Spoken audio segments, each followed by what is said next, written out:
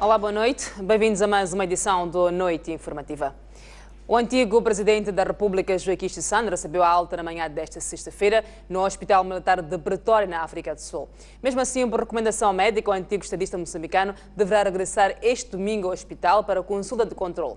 Refere-se que Joaquim Chissano esteve internado desde o dia 13 de abril de 2015 no Hospital Militar de Pretória devido a uma infecção gastrointestinal. O Governo apresentou hoje à Assembleia da República o Plano Económico e Social para o presente ano. O plano deverá ser aprovado na próxima segunda-feira. Conheça a seguir as linhas gerais do documento. Alcançar um crescimento do produto interno bruto de 7,5%. Conter a taxa de inflação média anual em cerca de 5,1%. Atingir cerca de 4,2 mil milhões de dólares americanos em exportações de bens. Constituir reservas internacionais líquidas em cerca de 2,5 mil milhões de dólares americanos, valor suficiente para cobrir 4,5 meses de importações de bens e serviços não factoriais.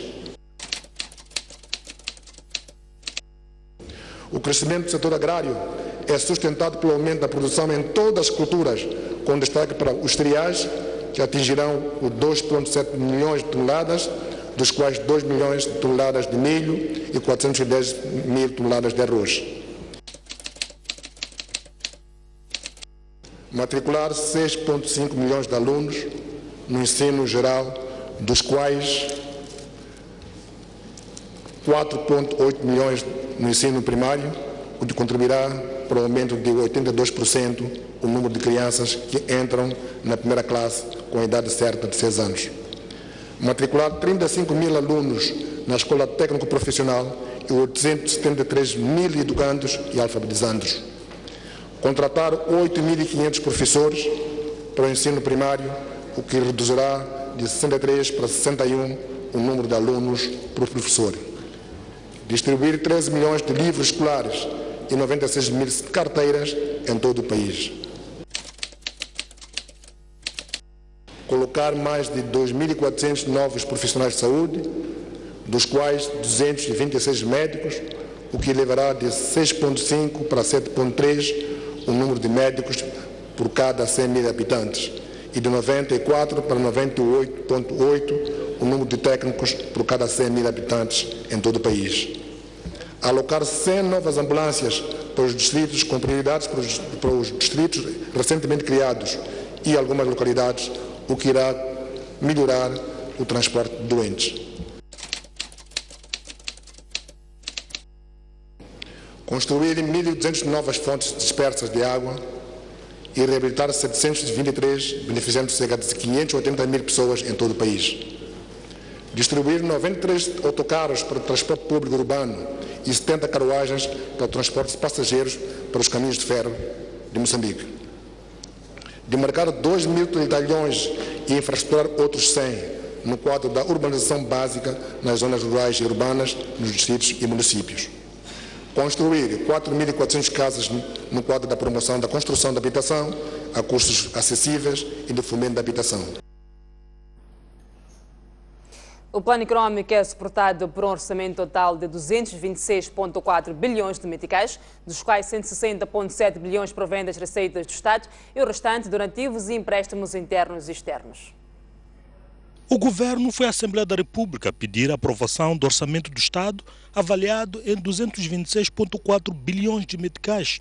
Deste, 169,9 bilhões são recursos internos, ou seja, 160,7 bilhões provenientes da cobrança de impostos e 9,1 bilhões de empréstimos internos. Para os remanescentes 56,7 bilhões, o Governo vai depender de recursos externos, sendo que 20,4 bilhões serão doados pelos países que apoiam o orçamento do Estado, enquanto que 36 bilhões o Governo vai pedir emprestado. Parte deste orçamento deverá ser investido nos principais setores econômicos e sociais, a saber, a educação terá o maior bolo ao receber 22,8% do orçamento, a saúde 10,2%, as infraestruturas 15,8%, sendo que as estradas irão consumir 9,1%, águas e obras públicas 5,2%, recursos minerais e energia 1,5%.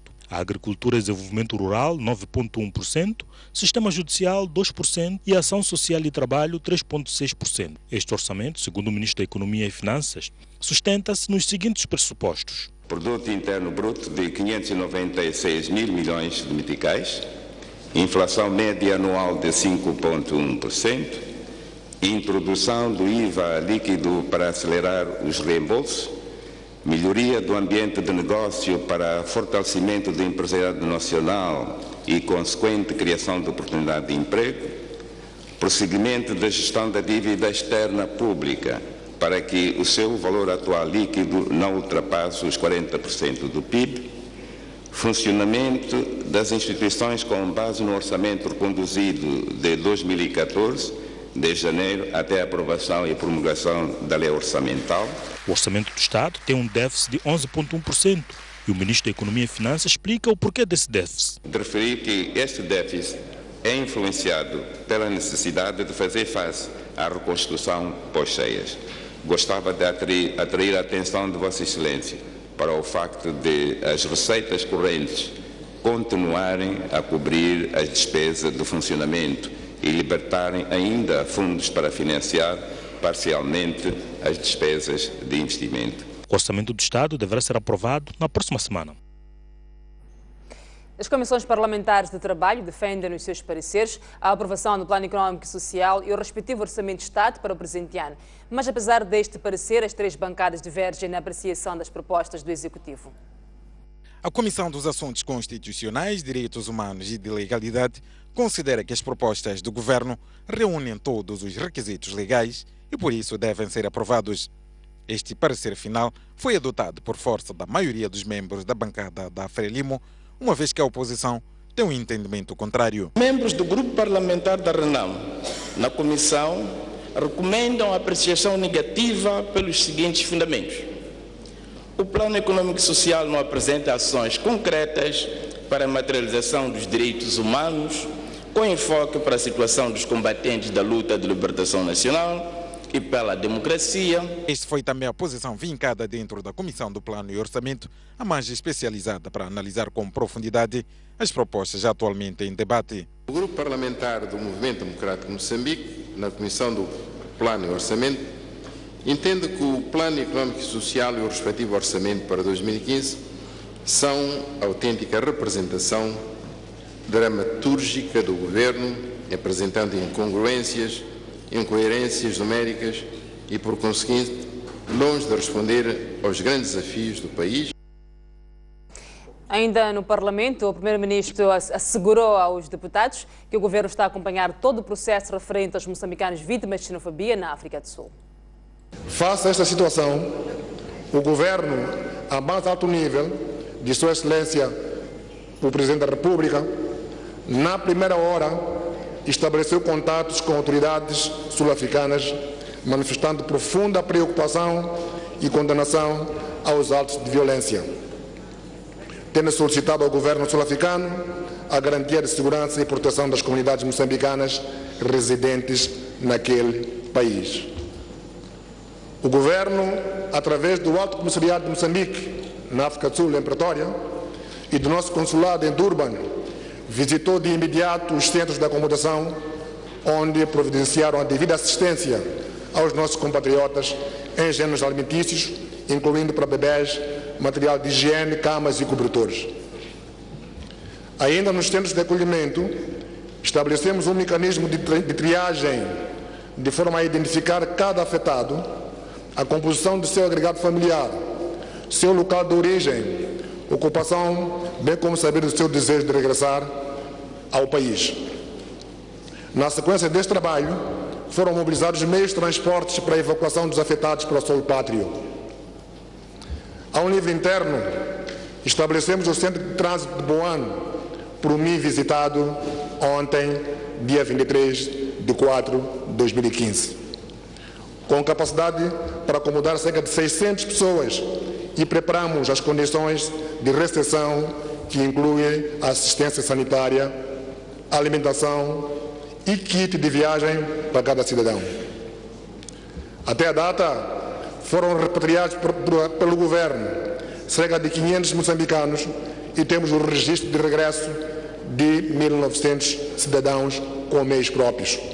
Está em curso o processo de encaminhamento dos repatriados para os destinos finais, com predominância as províncias de Maputo, Gaza, Inhambane, Sofala e Manica, onde esperamos a sua integração nas comunidades e a participação na atividade produtiva. Mais 195 moçambicanos desembarcaram na madrugada desta sexta-feira no centro de trânsito de Buane, fugindo da violência na África do Sul. A maior parte do grupo deixou ainda hoje o centro com autocarros providenciados pelo governo para as zonas de origem. O Centro Provisório de Trânsito recebeu na madrugada desta sexta-feira o terceiro grupo de repatriados vindo da vizinha África do Sul devido à onda de violência. Trata-se de cerca de 200 pessoas que vieram se juntar aos mais de 400 que chegaram neste local na madrugada de quinta-feira. Depois da permanência no centro de trânsito, esta sexta-feira foi dedicada ao regresso dos repatriados para as suas zonas de origem. O governo providenciou autocarros para transportar as mais de 600 pessoas que chegaram no segundo e terceiro grupos. Entre os regressados está Pedro Macumbi, que se destaca entre os demais pelo gosto pela música. É com base nisso que ganhava a vida há mais de 9 anos na África do Sul. Vai agora ao Lene, na cidade de Maputo, e espera recomeçar a vida do nada. Já consegui lá instrumentos musicais, já tive lá cursos que me deixam na dignidade. Então, essa é a parte mais íntegra que me faz com que eu frequento lá na África do Sul. Lá eu tenho um salão na minha casa, que eu já pelo menos pude construir através da África do Sul. Então, estou lá mesmo a batalhar para sustentar a família, tudo mais, e continuar com a minha família como jovem, prever o amanhã, é tudo que é desejável na minha vida. A maioria dos repatriados é da província de Inhambane, com mais de 300 pessoas, segue-se Maputo, com mais de 150, e as restantes abaixo de 50 pessoas. A principal incerteza entre as vítimas é a forma como vão recomeçar a vida. O problema é por causa do meu dinheiro que está lá no serviço, com as minhas coisas que deixaram lá, só levaram poucas coisas, não tem outras pessoas que é de ir levar, só pode ser só eu que é de ir levar, depois voltar para cá. Eu vou ficar lá, em Moçambique, aqui em Moçambique, velho, não vou voltar mais. Não quero voltar mais? Não tem passaporte, levante. Como que vai voltar, não tem passaporte? Eu posso agradecer bem ao moçambicano, porque eu assim, nasci aqui, cresci aqui, até essa idade que eu tenho, não consegui nada, não tive a trabalhar, não tinha emprego na África do Sul, mas aqui em Moçambique. Mas sendo na África do Sul, tive emprego. Tive a trabalhar bem, embora que estou aqui, não tenho emprego, já sei que para mim aqui em casa, o governo há de arranjar horários para mim. Se não será hoje, mesmo amanhã, qualquer dia, de ter qualquer coisa. Ao som da guitarra de Pedro Macumbi, os regressados rumaram as suas zonas de origem, deixando o futuro para trás.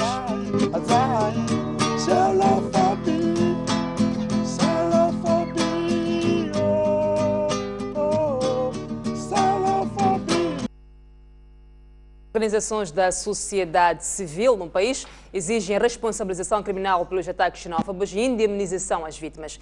Para efeito, as organizações marcaram uma marcha para este sábado, que vai desembocar na Embaixada Sul-Africana, onde será entregue uma carta que manifesta a indignação do povo moçambicano. A marcha, convocada por 3 organizações da sociedade civil, nomeadamente Parlamento Juvenil, Liga dos Direitos Humanos e Solidariedade Islâmica, deverá iniciar pelas 8 horas na estátua Eduardo Mondlane, na avenida com o mesmo nome, até desembocar na Embaixada da África do Sul. Durante a conferência de imprensa esta sexta-feira, os organizadores defenderam a necessidade de participação massiva como forma de sensibilizar os governos de África do Sul e Moçambique a encontrarem meios urgentes de pôr fim à xenofobia e evitar que o caso se repita. É preciso que o governo moçambicano acione mecanismos junto às autoridades sul-africanas para que os nossos compatriotas continuem a viver e a trabalhar em paz e em segurança naquele país vizinho, tal como os sul-africanos o fazem em Moçambique, ainda que os lesados sejam indemnizados e os mentores e autores morais desta violência sejam responsabilizados pela justiça. Tal como no passado, o Amanhã reserva-nos páginas devem ser preenchidas pela busca permanente de alternativas e soluções para que os problemas de desenvolvimento dos nossos países passem por esta via. Moçambicanos, será que a vida de um único francês na França fez parar o mundo e a vida de muitos moçambicanos e africanos não pode parar o mundo?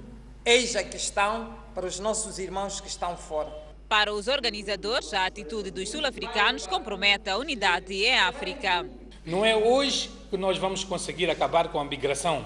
A migração é um processo da vida humana até da vida dos animais. Não queremos que nos dividem através da tribo, através da raça, através da região, através da religião. A marcha marcada para este sábado na cidade de Maputo será a segunda em menos de 2 semanas em protesto contra a xenofobia protagonizada na África do Sul.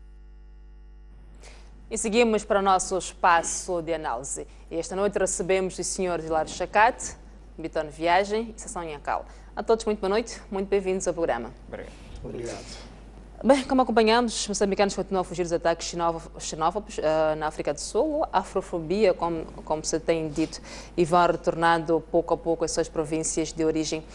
Numa altura em que se continua a divulgar a integração regional, uma África mais unida, Hilário Chacate, que desafios esta realidade nos traz? Muito boa noite. Permita-me, em primeiro lugar, cumprimentar os telespectadores da STV e agradecer mais uma vez ao convite. A questão que me coloca...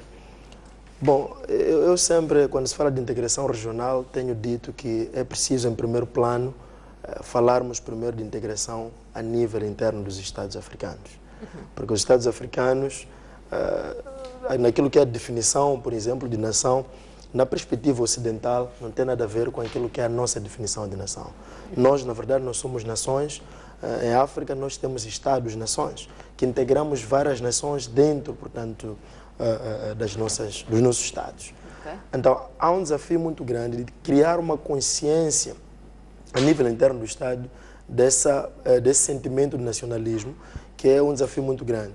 E na África do Sul, por exemplo, um jovem estudante meu dizia-me uma coisa muito interessante, que dentro da própria África do Sul, nós encontramos situações de algumas etnias, como a etnia azul, que se acha superior às outras etnias e que tem estado já desde muito tempo em situações já esteve em situações de confrontação, inclusive, com as outras etnias. Nós sabemos e vimos isso um pouquinho antes das eleições de 94 na África do Sul, que dentro da própria África do Sul há este problema, há este divisionismo. Então, há uma necessidade muito grande. Mandela conseguiu, estrategicamente, era uma figura de facto, era um espírito muito raro e conseguiu integrar os sul-africanos durante o período em que ele esteve no governo e mesmo depois dele sair do governo. Então, neste momento, penso eu que o desafio para mim, na minha percepção, é preciso que os Estados africanos, antes de avançarem para este grande projeto, que é um grande sonho, uma grande utopia da integração regional, precisa, em primeiro plano, como dizia no início, integrar-se internamente a nível dos seus Estados. Bitone Viagem, vai mostrar que, de fato, Nelson Mandela teve um papel, sabemos, teve um papel muito importante na África do Sul, mas aquilo que é a sua história, foram os seus ideais, aquilo que ele fez pela África do Sul está-se a perder com a morte dele. Eu volto a esta questão da integração desta África mais unida. Que desafios é que esta realidade sul-africana nos traz? Bem, muito obrigado. Primeiro, agradecer o convite que me foi direcionado e, de seguida, cumprimentar os meus colegas do painel.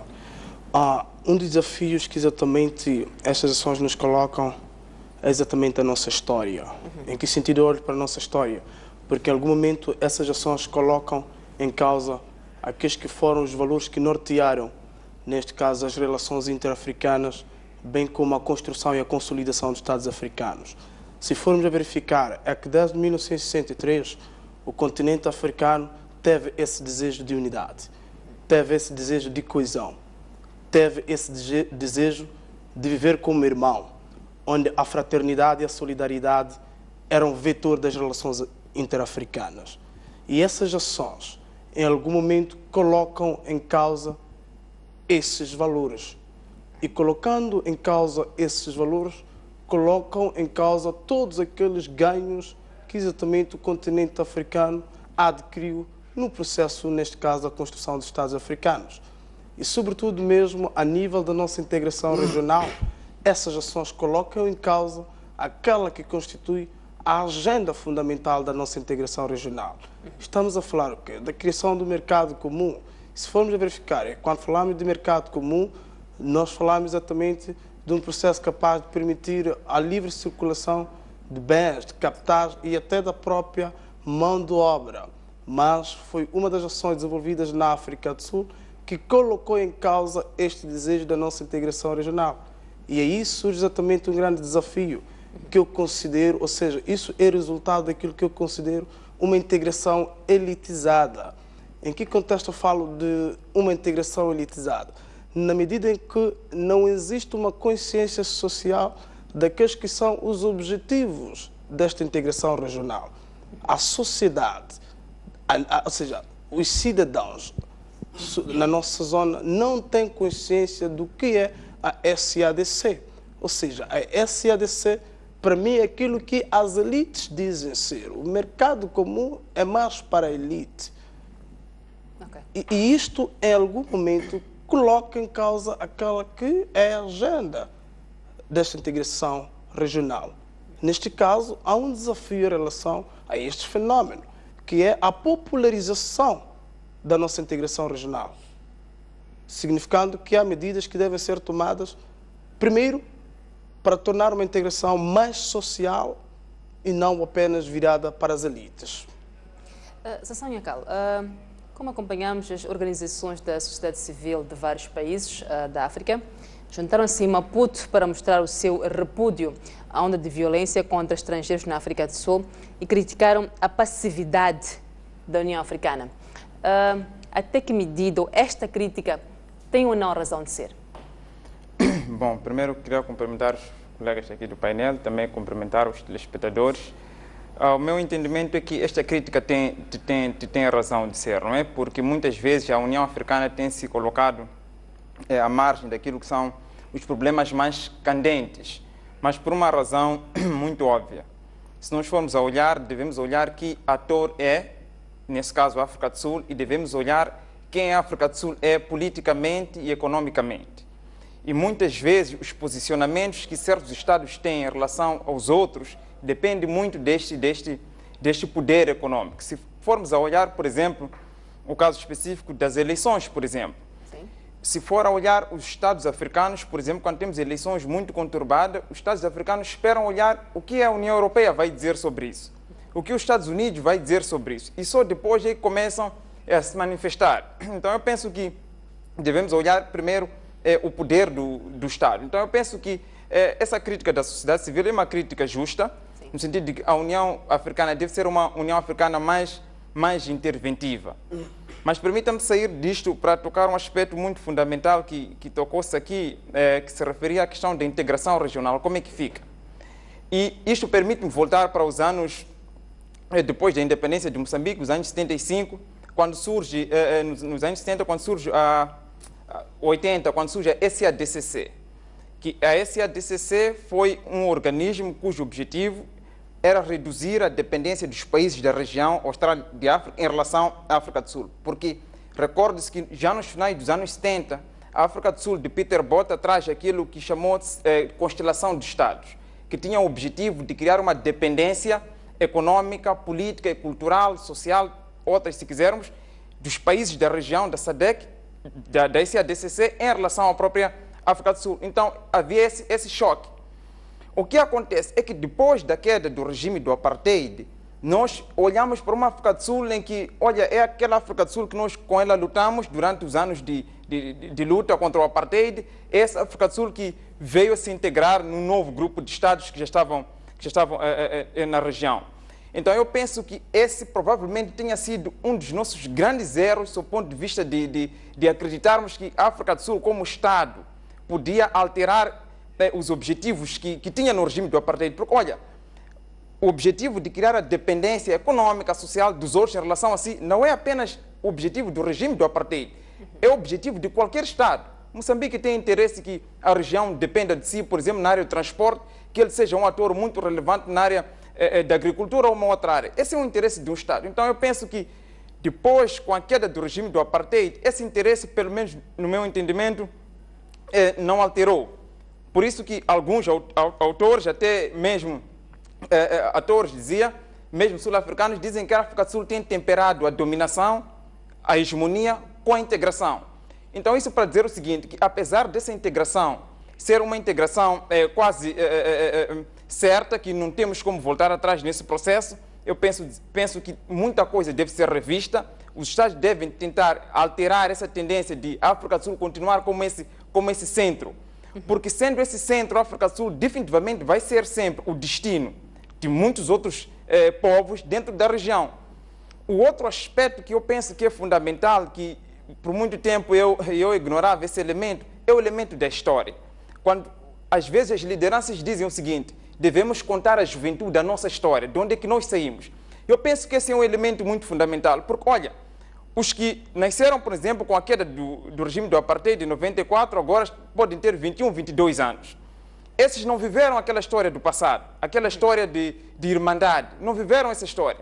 Eles foram inseridos num contexto em que as desigualdades econômicas, as desigualdades sociais são mais evidentes. E nós não podemos continuar a acreditar que, olha, os elementos que temos agora de concorrência econômica são elementos que podem nos criar coesão, porque definitivamente isto não vai nos criar coesão, porque, olha, o interesse que Moçambique tem de se tornar economicamente estável, de se tornar economicamente dependente, é o mesmo interesse que a própria África do Sul tem, é o mesmo interesse que o Malawi tem. Então, é muito diferente os contextos. Primeiro tínhamos um contexto político, que era claro que, olha, as ações do regime do apartheid afetavam Moçambique, afetavam a segurança do Zimbábue e de outros estados da região. É diferente de uma corrida à liberdade econômica, em que ali muitas vezes é usado aquele jogo que chamamos de soma zero, em que os estados buscam tudo para si, querem ser o centro da economia, querem ser o centro da dominação. Então, eu penso que as coisas devem ser vistas em dois prismas. Primeiro que tínhamos um momento em que a África do Sul tínhamos, ou melhor, os problemas políticos que eram fáceis de nos unirmos para lutar. Então, os problemas econômicos que temos na atualidade, dificilmente os Estados podem se unir para tirarem ganhos mútuos. E olha agora o que a África do Sul tem feito. Está agora no fórum, não é? Chamado BRICS. Então, para dizer que a África do Sul não está necessariamente interessado numa integração, porque ela sabe dizer que muitos dos outros Estados da região são ainda economicamente muito frágeis. E estar muito envolvido nessa integração é atrasar-se. Então, ela não quer se oferecer a esse atraso. Hilário Chacado, olhando para o atual cenário... Queria só, se me permitir... Faça favor. E é mais para o elemento histórico que ele tocou. É basicamente isso que eu queria comentar. Eu penso que, de facto, é um grande desafio. Eu conversava com um estudante meu, como eu disse, que ele viveu 7 anos na África do Sul. E a percepção que se tem é que os sul-africanos jovens, como dizia o colega do painel de Sansão, eles não têm esta percepção de que Moçambique, por exemplo, jogou um papel muito importante naquilo que é a realidade atual da África do Sul. Sim. Então, um dos grandes desafios que penso que a África do Sul, de uma forma muito particular, tem neste momento é incutir esses valores, não é, na juventude, nos sul-africanos de uma forma geral.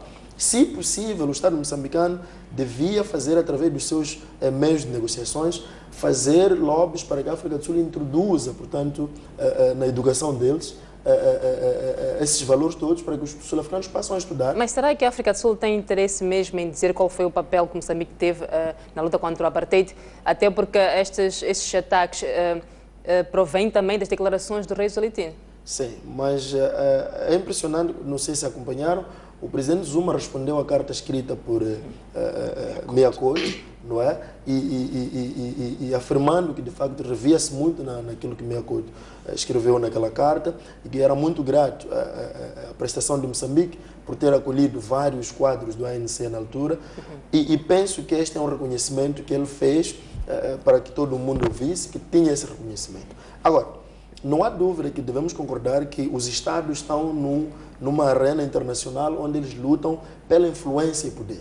Os Estados sempre, na verdade, não são amigos. Nós dissemos que nas relações internacionais não existem amigos, mas sim existem interesses. Então, a África do Sul, neste momento, quer manter o seu status quo, quer manter a sua hegemonia, quer a nível regional, quer a nível da África. E como dizia o colega Sansão, a África do Sul é o único Estado que é membro dos BRICS, que BRICS, na verdade, hoje é símbolo de poder, do ponto de vista, sobretudo, econômico. Então, eu penso que a África do Sul fará tudo o que estiver ao seu alcance para manter este protagonismo a nível da região e não só, e conquistar mais espaço. Se nós formos a ir mais fundo, a África do Sul tem interesses muito mais ousados. A África do Sul quer fazer parte, por exemplo, do Conselho de Segurança a nível das Nações Unidas. Então, é um Estado com interesses um pouco mais ousados, é um Estado com projetos muito mais grandes. Então, nós podemos perceber que sempre a África do Sul vai manter a famosa estratégia total, que é transformar toda a região da África Austral no mercado, onde vai colocar, portanto, a circular os seus bens e serviços. Agora, eu acho que o Estado moçambicano podia encontrar uma forma de negociar, de uma forma diplomática, com o Estado sul-africano, para que, de facto, isso passe a ser ensinado, esses valores passam a ser transmitidos nas escolas, na África do Sul, porque nós, de facto, jogamos um papel muito importante. E a África do Sul hoje é aquilo que é, não só porque Moçambique contribuiu, mas também porque Moçambique deu o seu contributo para que a África do Sul chegasse onde chegou. Até contribui e continua contribuindo. Exatamente.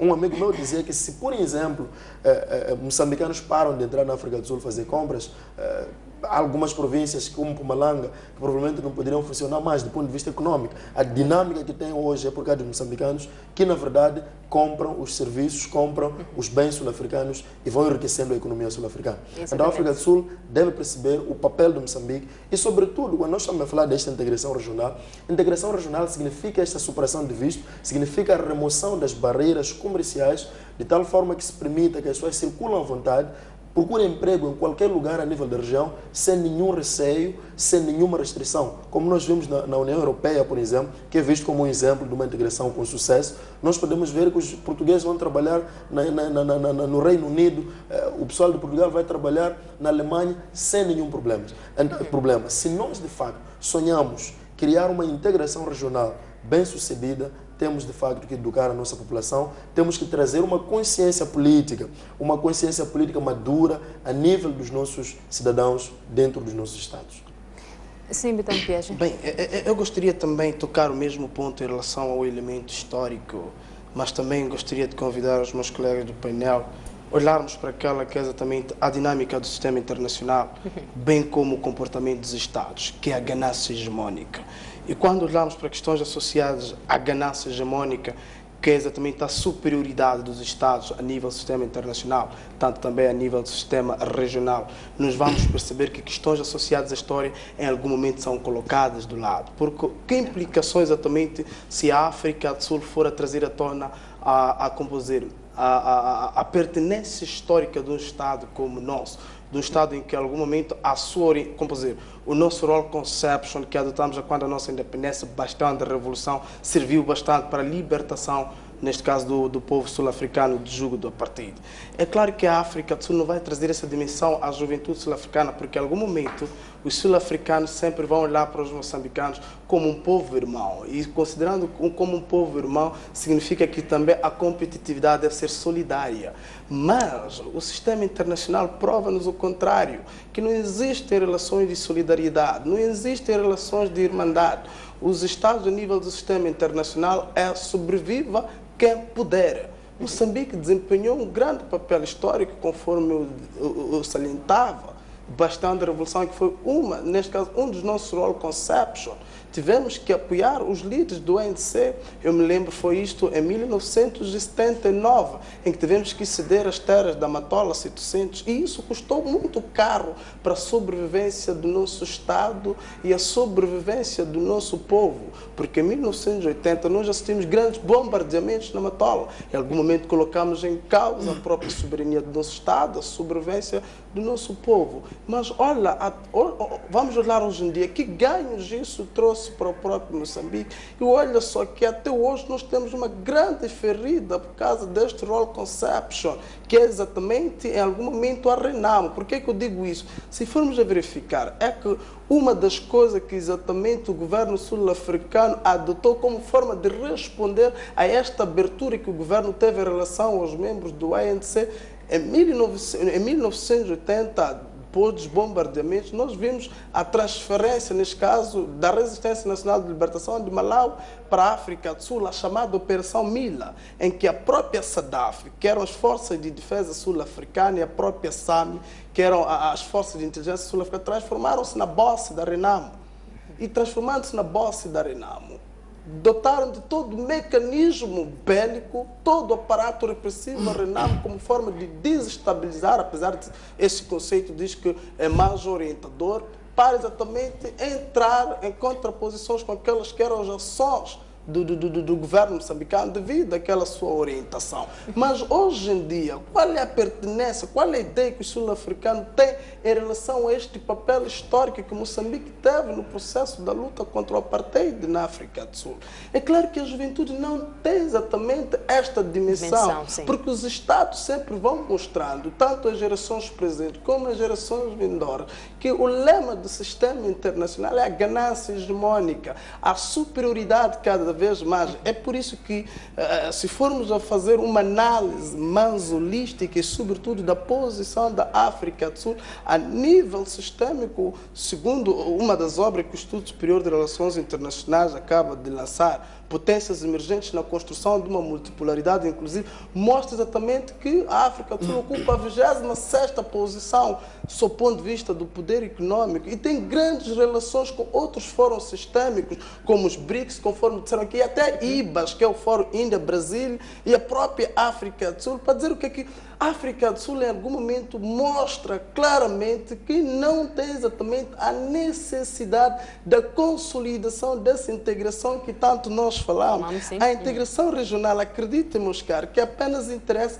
a Estados com fraco poder econômico e que exatamente necessitam deste intercâmbio regional como forma de galvanizar a sua economia. Moçambique é um Estado, exemplo. O Zimbábue é um Estado, exemplo. O próprio Malau é um Estado, exemplo de Estados que, em algum momento, necessitam desta união, mas a África do Sul mostra que não precisa da união, mas precisa da dependência. É por isso que eu ainda digo, eu acredito que não podemos falar da SADC, ainda estamos num contexto que temos que falar da SADCC, porque se os objetivos não foram materializados, nós ainda não reduzimos a dependência em relação à África do Sul. Essas imigrações que estão a custar vida para a África do Sul mostra claramente que os nossos mercados ainda não respondem com aquela que é a nossa demanda. E a África do Sul é este Eldorado, não só a nível regional, como também a nível continental. E agora acredito que a integração regional para a África do Sul, é por isso que acreditem que os sul-africanos ainda farão o que estão a fazer, porque exatamente eles olham para a integração, ou seja, dentro da integração regional, eles não são aquilo que os outros Estados são. Até um dia eu ouvi na faculdade, numa das aulas com meus colegas, que a África do Sul não deveria estar no continente africano. E a África do Sul está a mostrar que exatamente não deveria estar no continente. Foram acidentes geográficos, até poderíamos trazer esse conceito, para mostrar que em algum momento a integração regional interessa mais a nós. E somos nós que devemos criar um mecanismo de transformar e tornar essa integração regional em uma plataforma que exatamente a própria sociedade deve ter a consciência da mesma. Não exatamente olharmos para a África do Sul como um dos Estados comprometido com os objetivos e, sobretudo, a agenda da própria integração. Sansão Nhacal, vamos olhar para outros pontos. Diferente do que aconteceu em 2008, desta vez os moçambicanos estão a retaliar, não de forma violenta, mas estão. E na tarde de ontem, durante a visita do primeiro-ministro, os repatriados não só pediram que o executivo providenciasse pós-trabalho, mas também que o governo retalie, cortando fornecimento de energia e gás à África do Sul. Como é que olha para este fenómeno? Bom, eu penso que isso seria o extremo de qualquer relação política e penso que é verdade, sim, que temos que retaliar, mas de forma pacífica, mas chegar a esse extremo que se pretende, eu penso que haveriam custos não só para Moçambique, porque Moçambique não pensa que só fornece energia. Ele vende energia e tem receitas com essa venda de energia que mais tarde... Isso mostra que, de fato, os moçambicanos estão extremamente magoados, até querer terem ideias de cortar fornecimento de energia e Exatamente. Agora, eu penso que a grande moral que o governo tem que tirar disto não é necessariamente cortar essas relações ou tratar o assunto como o senso comum pode tratar, mas é no sentido de criar ações mais visíveis ao olho do cidadão, no sentido de que, olha, o governo mostrou-se que está insatisfeito, porque, olha, se formos a olhar, nós vemos, por exemplo, a questão do Zuma, não é? Que reagiu de forma muito serena, quer dizer, não houve uma intervenção enérgica. É uma questão de legitimidade. Imagine só se Zuma use ações contundentes, como muita gente tem dito, contra o seu próprio povo. Então, eu penso que os outros estados da região, os outros chefes de estado da região, devem perceber que isso pode, a dado momento, raspar ou coçar a sua legitimidade, no sentido de que, olha, este governo, afinal de contas, não é um governo que nos protege, não é um governo que... Porque o cidadão comum, a pressão que tem é no sentido de que, olha, o governo deve fazer ações bem claras, ações visíveis. É isso que o cidadão comum pretende. Quer dizer, o que está a dizer, Sansão, é que primeiro Zuma tem que pensar no povo dele. Exatamente. Segundo, no povo dele. Exato. Só talvez, em quarto lugar, o quinto, no povo moçambicano. Não deveria acontecer o mesmo em Moçambique? Exatamente, devia acontecer o mesmo. Razão pela qual eu digo que os chefes de Estado, não só de Moçambique, mas de outros pontos da região, devem tomar consciência de que, olha, essas ações políticas podem ter um custo na sua legitimidade ao nível doméstico, principalmente os governos recém-eleitos, como é o caso do nosso. Isso para dizer o seguinte, que a falha na gestão deste problema pode, a dado momento, colocar em causa, pelo menos, a percepção popular das pessoas de que, olha, este governo não está cuidando de nós, não tem atenção nas nossas dores. E mais, Zuma não tem responsabilidade nenhuma em relação, pelo menos, ao povo moçambicano, no sentido de que, olha, tem que tomar ação energética contra o seu próprio povo, em defesa do povo moçambicano. Senão, provavelmente, não seria esse Estado o normal, não é? Porque, se eu me lembro muito bem de um autor, Robert Cooper, disse o seguinte, que, olha, a política externa seria boa se fosse para os nativos, para os cidadãos nacionais. Mas pelo facto dessa política externa ser uma política externa para os Estados de outros cantos, definitivamente a política externa de um Estado para outro nunca pode ser boa. Ela deve ser vista sempre como uma tentativa de materialização de um certo objetivo doméstico. Então eu penso que é uma reflexão, sim, para os Estados, outros chefes de Estado da região. Mas eu gostaria de, talvez, avançar um outro elemento, como um mecanismo de, provavelmente, se não eliminar e minimizar essa situação nas próximas ocasiões. É que deve ser introduzido, por exemplo, nos nossos modelos de educação, pelo menos ao nível da região, currículos em que falam da nossa história. Quer dizer, nós crescemos a conhecer, olha, se nós estamos assim hoje, foi graças ao malauiano, foi graças ao zimbabuiano, para que as crianças cresçam com esse símbolo de irmandade. Porque eu, pessoalmente, digo, nasci nos finais dos anos 80, não sinto, desculpa dizer isso, um malauiano como irmão propriamente dito, não é? Não tenho essa percepção. Provavelmente não vivi o furor da história que os meus pais ou os meus irmãos mais velhos viveram, que eles podem ter, por exemplo, uma grande ligação com a África do Sul. Então, quer dizer que eu estou mais propenso em tomar atitudes radicais em relação à África do Sul do que os meus irmãos mais velhos ou os meus pais. Então, eu penso que a história, mais uma vez, é muito fundamental para recordarmos constantemente de que nós lutamos as mesmas lutas e devemos continuar assim. Todavia, volto a sublinhar que a grande divergência são as questões econômicas, porque os Estados vão buscar totalmente, a África do Sul, no caso específico, vai buscar ser totalmente independente economicamente. Mas, será que estas marcas deixadas dos moçambicanos, já que não é a primeira vez que esses ataques acontecem, há espaço para serem ultrapassados? E se sim, de que forma? Bom, eu provavelmente não saberei te responder agora de que forma podem ser ultrapassadas essas marcas, mas que isso deixou marca, definitivamente deixou. Hoje há um grande receio das pessoas em viajarem para a África do Sul e provavelmente esse grande receio também existe por parte dos sul-africanos. Agora, volto a sublinhar, eu elogio e incentivo a retaliação dos povos, mas essa retaliação deve ser uma retaliação pacífica, para nós não pagarmos o mal pelo mal, porque isso pode promover a escalada de violência, porque definitivamente, acontecendo em 2008, sob o olhar impávido, principalmente, vamos deixar os governantes têm alianças políticas, cumplicidades políticas que nós não conhecemos. Vamos falar dos povos primeiro, e nós continuarmos calados, os zimbabuianos continuarem calados, os malauianos idem, angolanos idem.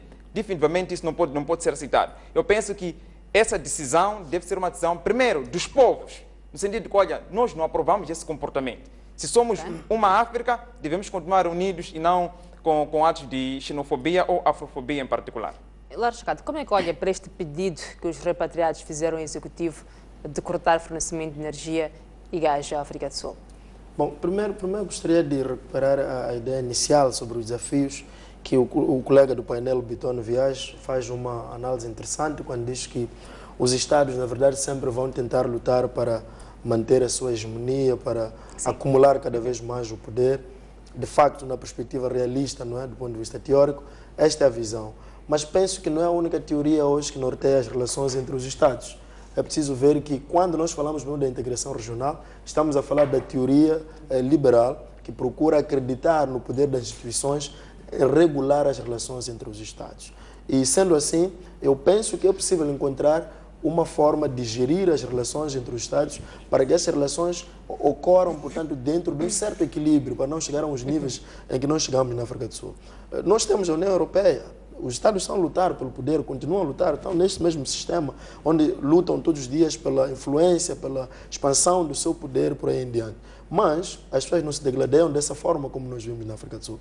O que eu quero dizer com isso é que é possível, sim, em África, chegar-se a um nível em que os africanos podem conviver nesse espírito de irmandade, sem precisar de chegar à violência, e a África do Sul continuar a acumular cada vez mais o poder sem chegar onde chegou.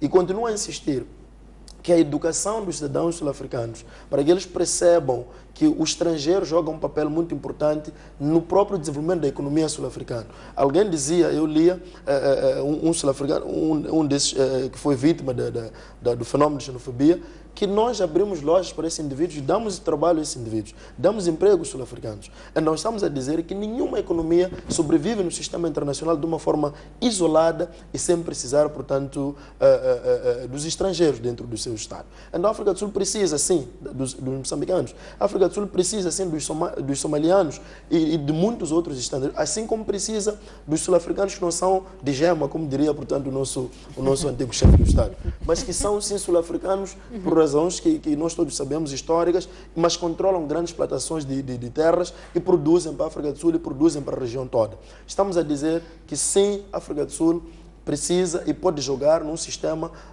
digamos, de competitividade sem precisar de fazer o que fez. Para mim, é falta de educação, é falta, portanto, de uma consciência que perceba que nós não podemos olhar para o estrangeiro como nosso inimigo.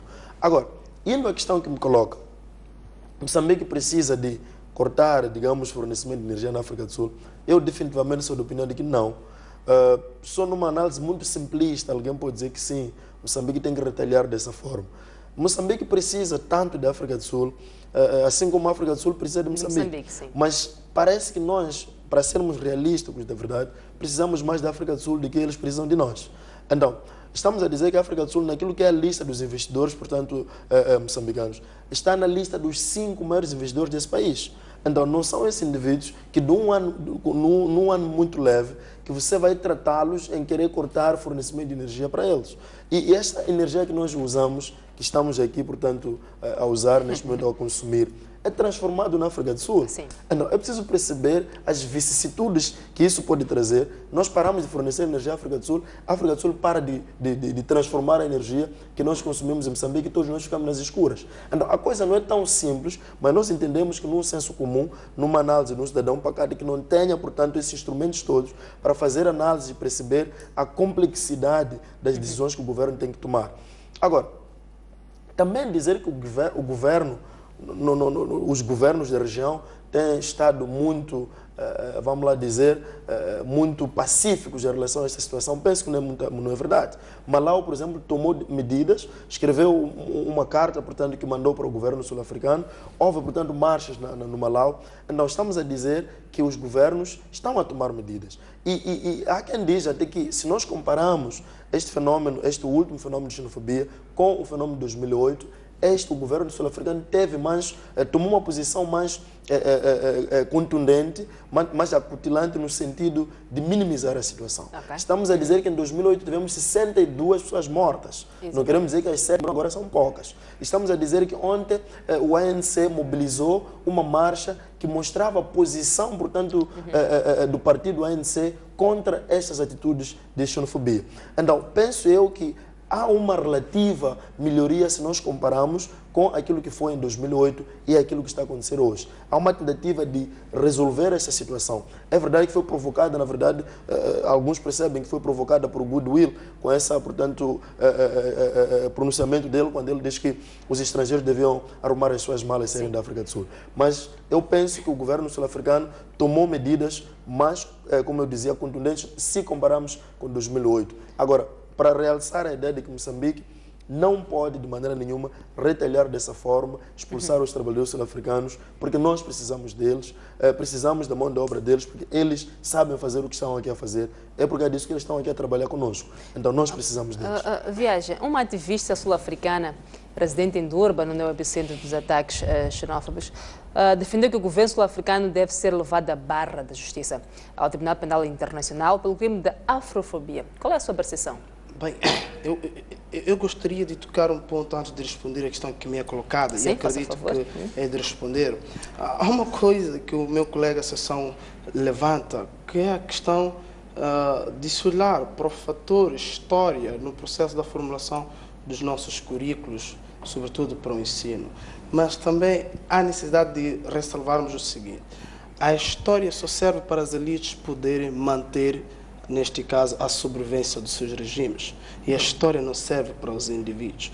Em que medida eu digo isso? Se formos olhar, é que no contexto, ou seja, o comportamento das elites a nível do sistema internacional, nós temos verificado que eles usam mais a história de narrativa como forma de legitimar a sobrevivência dos seus regimes e, sobretudo, legitimar as suas vitórias e a sua estadia dentro do governo. Mas, a nível dos indivíduos, isto não funciona, porque não é apenas, neste caso, a aplicação do fator histórico, a pertinência da história dos Estados no processo da libertação dos seus Estados em relação aos outros, que é exatamente a condição sine qua non que nos leva a perceber que não, o jovem moçambicano é meu irmão, o jovem zimbabueano é meu irmão. Há outros fatores que devem estar por detrás disso, desenvolvimento econômico. Como é que o indivíduo, em via de esfomeatização, o esfomeado pobre, e ainda vai ter que primeiro olhar para a história quando está a morrer fome. É preciso meter algo na barriga como forma de preservar a história no contexto das relações entre os Estados. Mas não é isso que está a acontecer a nível da nossa integração regional, sobretudo também a nível do continente no seu todo. Se formos a verificar, é que temos, por exemplo, na África do Sul, se for a verificar as pessoas que levantaram essas ressurreições, é a classe mais baixa, a classe mais faminta, a classe, em algum momento, mais analfabeta, com condições de vida precária, nível de vida extremamente crítico e triste. E digam-me, como é que o indivíduo sedento, faminto, vai preservar a história? Vai colocar a história em primeira instância? É claro que em algum momento... Mas, Viagem, o que intriga é que estamos a falar de um aspecto econômico. Como mesmo referiu, é uma classe extremamente baixa e que não tem nada na barriga. Ok. Por que estas pessoas só atacam africanos? Porque se chama de afrofobia. Porque se é uma questão econômica, é uma questão de desemprego, também tem lá outros estrangeiros que estão a trabalhar na África do Sul. É que o africano, acredito eu, que tem uma cultura histórica também bastante crítica, porque olha sempre para o seu par como exatamente aquele que aceita salários míseros, vulneráveis e ainda sempre o considera superior. Acredito que dificilmente um negro olha para o branco exatamente como seu semelhante. Sempre quando só a ideia que nós temos do homem branco é a ideia do Senhor Todo-Poderoso. E quando olhamos para o homem negro, nós temos a ideia do slave, aquele que exatamente foi punido pela história. E se fores a verificar, estamos perante mesmo uma questão da afrofobia. Sim. Por quê? Porque dizem que os negros aceitam salários míseros, não têm esta habilidade de negociar salários, são vulneráveis devido à dependência. Então, quem está a ofuscar o desenvolvimento, quem está a ofuscar o nosso pão, quem está a ofuscar a nossa sobrevivência são os blacks, aquilo que eu digo, a segunda face do apartheid, que é do black for black. black to black, que é exatamente o racismo do negro para o negro, em relação àquele racismo histórico que é do branco para o negro. Por quê? Porque eles têm uma ideia muito negativa do negro, mas se fores a verificar, não são apenas os negros que exatamente ofuscaram aqueles que eles chamam perspectiva de desenvolvimento, os brancos também. Mas é claro que uma vez que historicamente considera-se a nossa raça tão vulnerável devido a esta dependência, os sul-africanos correm contra a sua própria pele.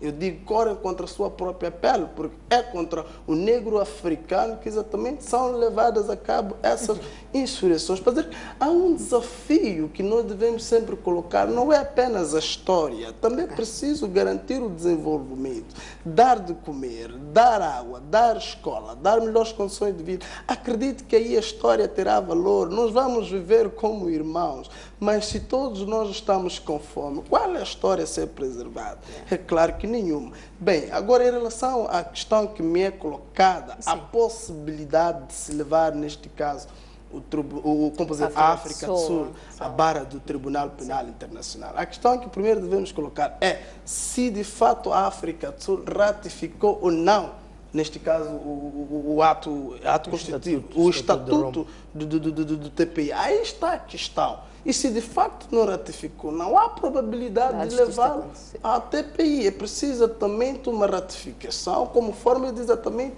o ato constitutivo do Tribunal Penal Internacional possa exatamente também responder a crimes que são levados a cabo na África do Sul. Então, eu acredito que difícil.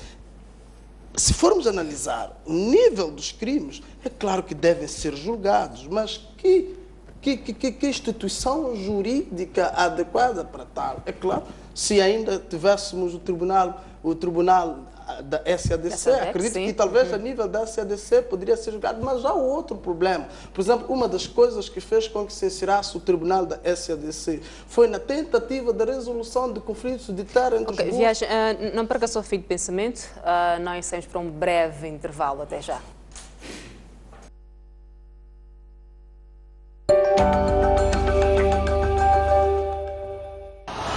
Os sul-africanos voltaram a atacar estrangeiros, exigindo que abandonem o seu país.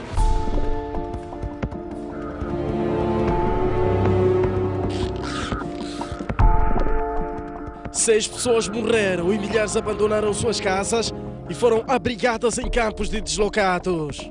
É difícil até agora estimar o número de moçambicanos que estão nesta situação. Fomos expulsos das casas, bateram, partiram casas, bebês também estão constipados todos. Catanaram, a partir das pernas até na cabeça, andaram a catanar. Foi cair na minha casa.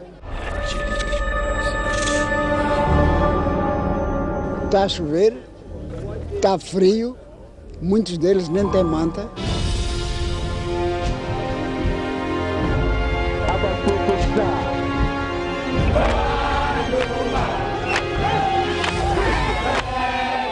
É uma reportagem a não perder este domingo.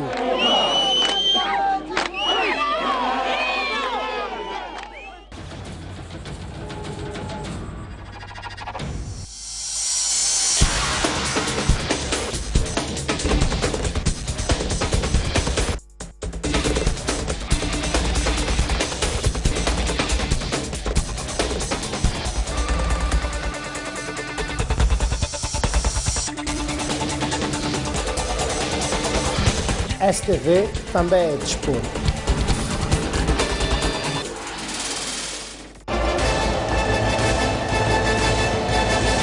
Sob moderação de Egídio Canuma. Seja bem-vindo a mais uma edição do seu programa Cuide Júri. Júris consultos de reconhecido mérito em diversas áreas dão verdadeiras aulas de direito aos domingos. A contratação de mão de obra estrangeira é uma exceção. Se não for possível, contratar um nacional. Que tipo de infração? Controlarem e fiscalizarem. Não deixa de fazer propaganda política. A assistência jurídica é gratuita. Aqui o debate distingue-se pela discussão de temas da atualidade na perspectiva jurídica. É sempre um prazer e uma honra ter o nosso espaço.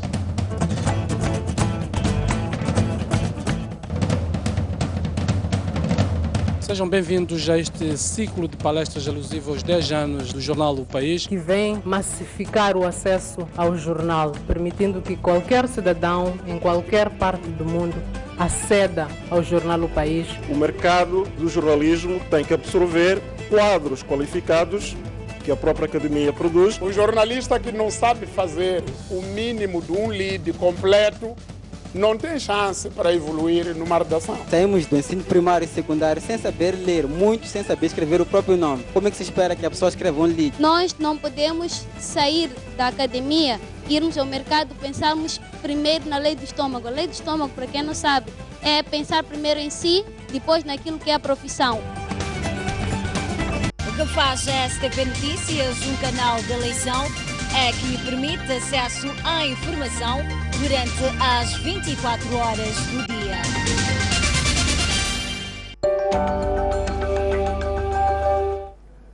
Uma vez mais, muito boa noite. Estamos de volta à segunda e última parte desta edição de Noite Informativa.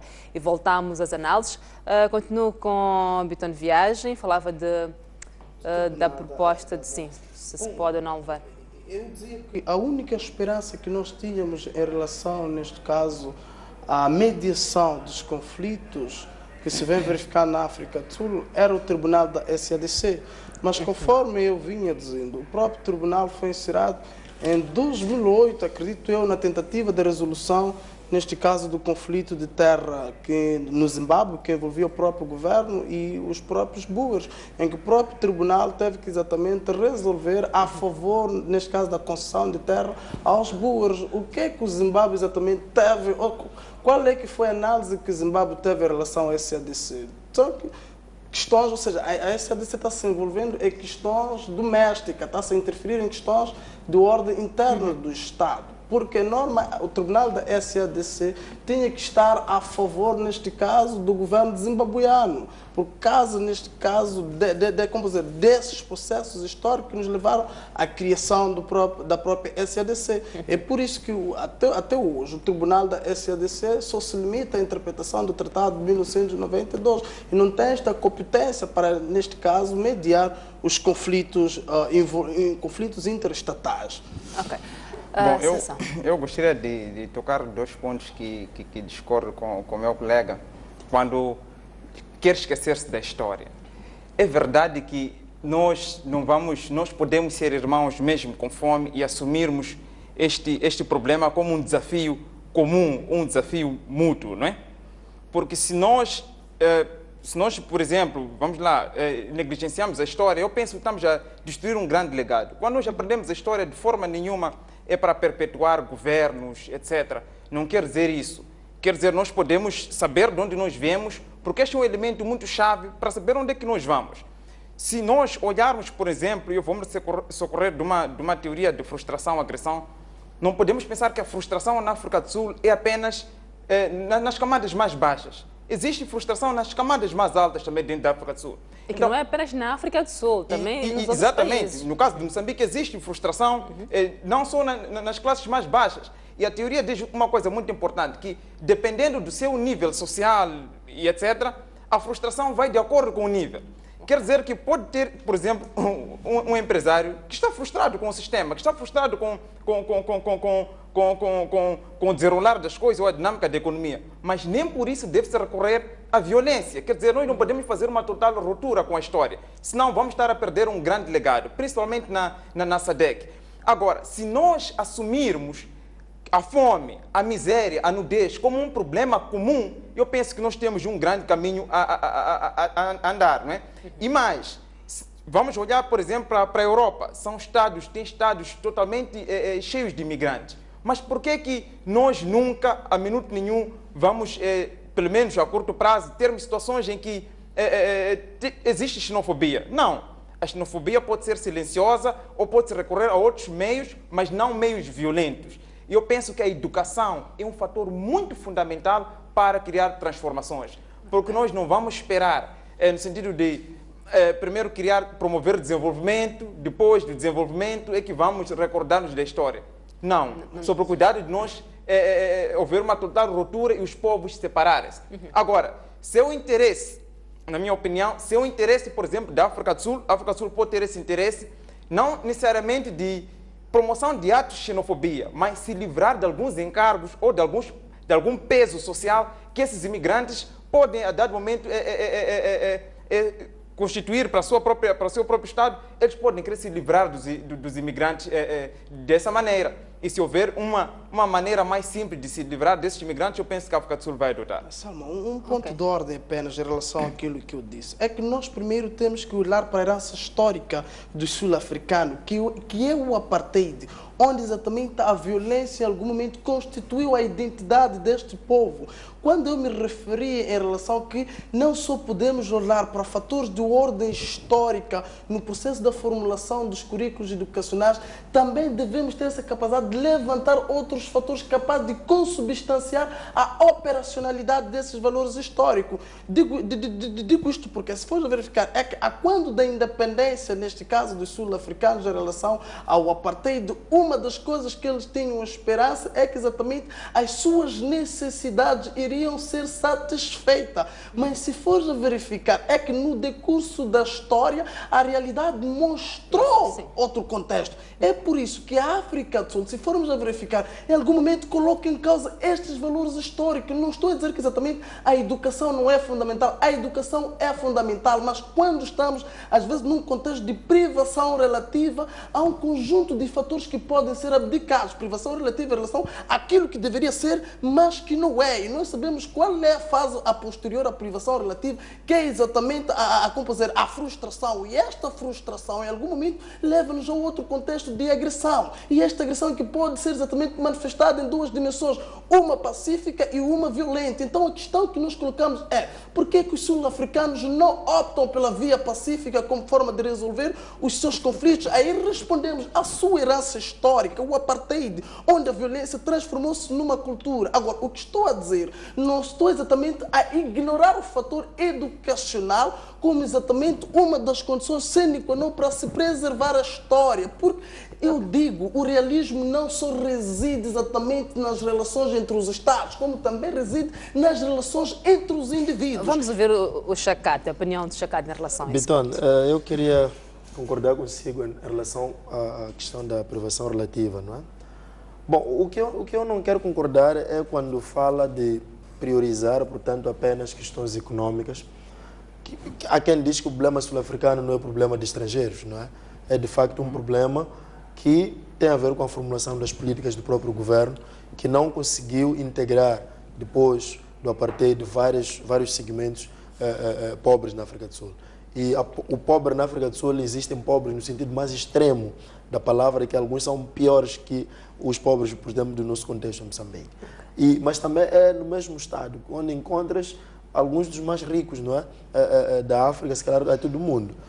Agora, o que eu não concordo com o Bitone, que eu quero aqui realçar, ele disse várias vezes, é que as pessoas não podem ser educadas antes de serem alimentadas. Então, o que eu penso é que isso seria uma grande contradição com aquilo que é a nossa realidade. Em Moçambique, por exemplo, nós conhecemos várias pessoas que saíram de condições muito difíceis, que foram instruídas e que hoje, portanto, absorveram valores da educação e são pessoas bastante cultas. Então, eu penso que esse processo de criação de condições, não é, para a satisfação das necessidades dos indivíduos versus, portanto, a educação das pessoas andam em paralelo, andam, portanto, de mãos dadas. Então, o que nós estamos aqui a tentar, como o Bitone gosta de usar, colocar o ponto de ordem, é que a educação, não é, e, portanto, o desenvolvimento das condições para os indivíduos andam de mãos dadas, e nós estamos a defender que os sul-africanos precisam de incutir nos seus cidadãos a ideia de que nós, moçambicanos e vários outros estados a nível da região, jogamos um papel muito importante para que a África do Sul chegasse onde está. Agora, eu queria comentar em relação à ideia do Tribunal Penal Internacional. Primeiro é preciso perceber em que contexto o Tribunal Penal Internacional pode tomar ações para levar alguém a barra do tribunal. Eu penso que não é no contexto sul-africano. O Tribunal Penal Internacional visa, não é, agir em condições em que o Estado toma medidas que colocam em causa, ou o Estado vira um criminoso contra os seus próprios cidadãos. Não é? E não é o caso da África do Sul. O presidente Zuma, inclusive, mesmo para o fenômeno que está acontecendo de xenofobia, ele tomou uma posição aberta de condenar essas ações. Agora, não há espaço nenhum, na minha percepção, do Tribunal Penal Internacional agir na África do Sul. A pergunta é, a quem vai levar para o Tribunal Penal Internacional? Ao presidente Zuma? Ao governo? Mas há espaço para algum tipo de responsabilização? Ao nível doméstico, eu penso que ao nível internacional pode ser a condenação, pode ser mais ao nível moral. No sentido Exatamente. De que, uma penalização moral, quer dizer, a África do Sul pode não ser muito bem vista em outros fóruns. Mas ao nível doméstico, eu penso que existe sim condições, porque temos um Código Penal na África do Sul e pelo menos não preciso conhecer o Código Penal da África do Sul para dizer isso, que as condições que ocorreram na África do Sul encontram um enquadramento criminal ao nível doméstico. Eu penso que ao nível doméstico sim, mas ao nível internacional muitas vezes vai se pautar mais pela condenação moral e etc. E não uma condenação viva e prática. Isso tem um minuto. Muito rápido para seguir para o nosso próximo ponto. Seria muito rápido mesmo. O colega Sessão aqui toca um ponto que, a nível da África do Sul, nós temos um código penal que em algum momento exatamente pode resolver a essas questões. Mas é que se formos a verificar, em algum momento, se formos a convidar aqui a teoria da nós vamos descobrir que exatamente essas manifestações são resultado de uma instrumentalização elitizada. E aí nós questionamos até que ponto o Código Penal pode exatamente servir de instrumento para resolver este conflito. Porque aqui estamos a levantar fatores e esquecemos desse fator da conspiração, na medida em que os próprios líderes do ANC instrumentalizaram esta população como forma de exatamente desnortear a consciência que os próprios nativos têm em relação à causa do seu subdesenvolvimento. Porque em algum momento os sul-africanos iam acreditando que não, o nosso subdesenvolvimento, a nossa pobreza, não é causado pelos imigrantes, mas sim pelo endinheiramento, o enriquecimento ilícito por parte das elites e governativas. E em contrapartida também o governo percebeu-se desta consciência que os sul-africanos iam ganhar. Então, para garantir a sobrevivência do regime, criaram aquele tipo de discurso como forma de desnortear essa consciência. E aí já levantamos essa questão. Será que o Código Penal é um instrumento para resolver este conflito? Fica a pergunta no ar, não é? E seguimos para o nosso próximo tema de análise. O Presidente da República continua aberto para reunir com Afonso Dhlakama com vista a encontrar uma solução para a tensão política. Filipe Nyusi moderou seu discurso depois de ter afirmado na quarta-feira que não quer ajoelhar a nenhum moçambicano. Mas eu estou pronto a partir de agora. O importante é que nós temos que ter uma agenda e ir para uma reunião, não sei se é por causa da minha profissão, mas normalmente vou para resolver, para trazer um resultado. E se vou a uma reunião, a um encontro, onde não tenho certeza daquilo que eu vou trazer para oferecer à sociedade, fico com alguma dificuldade. Nos primeiros encontros eu ia com objetivos bem claros. Convidar, sugerir ao Presidente da Renamo para que os membros da Assembleia da República, para os membros das Assembleias Provinciais, tomar posse. E foi o objetivo. E falamos e conseguimos. Tivemos mais algumas coisas que discutimos, naturalmente, cuja sua implementação leva algum tempinho, em função a um passo primário que tem que ser dado. Então são objetivos concretos. Eu penso que a formatar bem a agenda e as coisas atenderem para surgir, estou pronto. E até às vezes quando se fala, nós quando nos falamos, descobrimos que afinal não é aquilo que pensamos sobre este ou sobre aquela pessoa. E neste caso gostaria que, se eu conseguisse falar de novo, para transmitir a minha mensagem, o meu pensamento sobre o que o povo moçambicano pensa em todos os sítios onde vou, direto ou indiretamente. Bem, eu vou saber da realização se temos a reportagem do discurso anterior.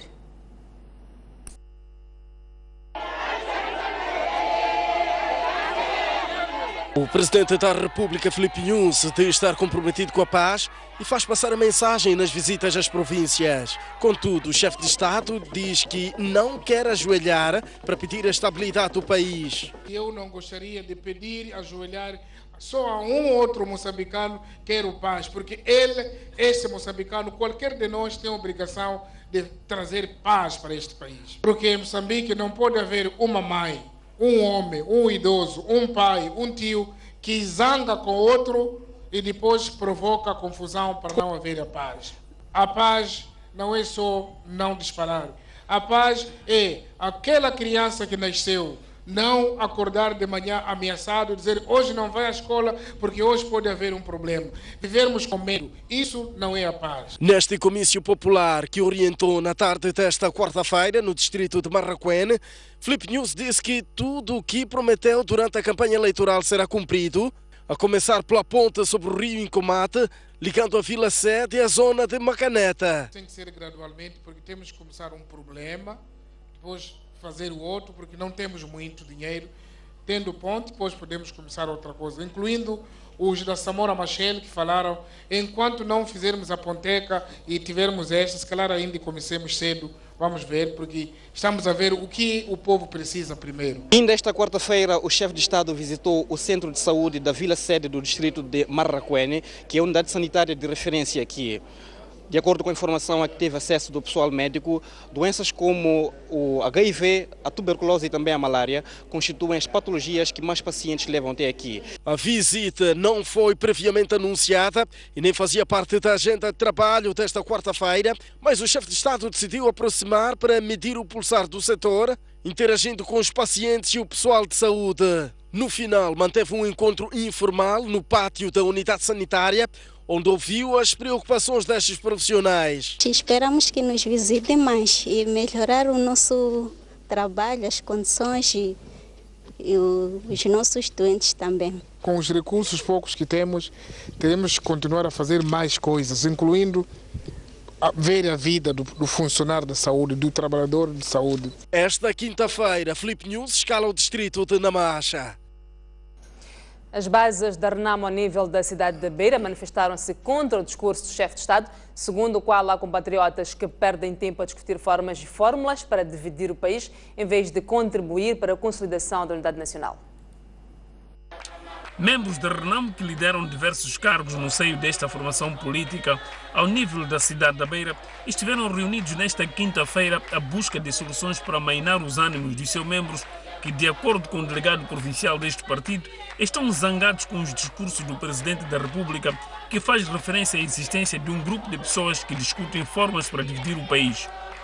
Nós entendemos que está a mandar esta indireta ao nosso presidente das massas, Sua Excelência Afonso Dhlakama. E vai ver se ler cuidadosamente, não há nenhum artigo que prevê a divisão do país.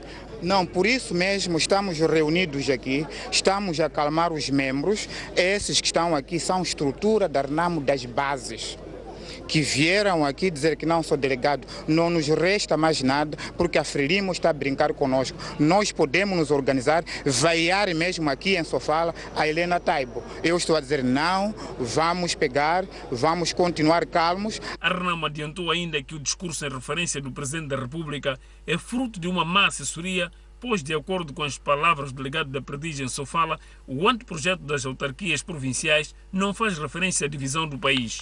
Mas prevê, sim senhora, a criação, pela primeira vez na história de Moçambique, das autarquias provinciais, sobretudo nas 6 províncias, onde a Renamo e o seu presidente tiveram uma maioria esmagadora. Nós sabemos que existem aqueles miúdos de G40, que foram assessores do Guebuza. Eles não podem deixar também de assessorar o próprio Nunes. Assessoraram o Guebuza, iniciou a guerra em 2013, o povo reagiu, liderado pela Renamo, perdeu a guerra.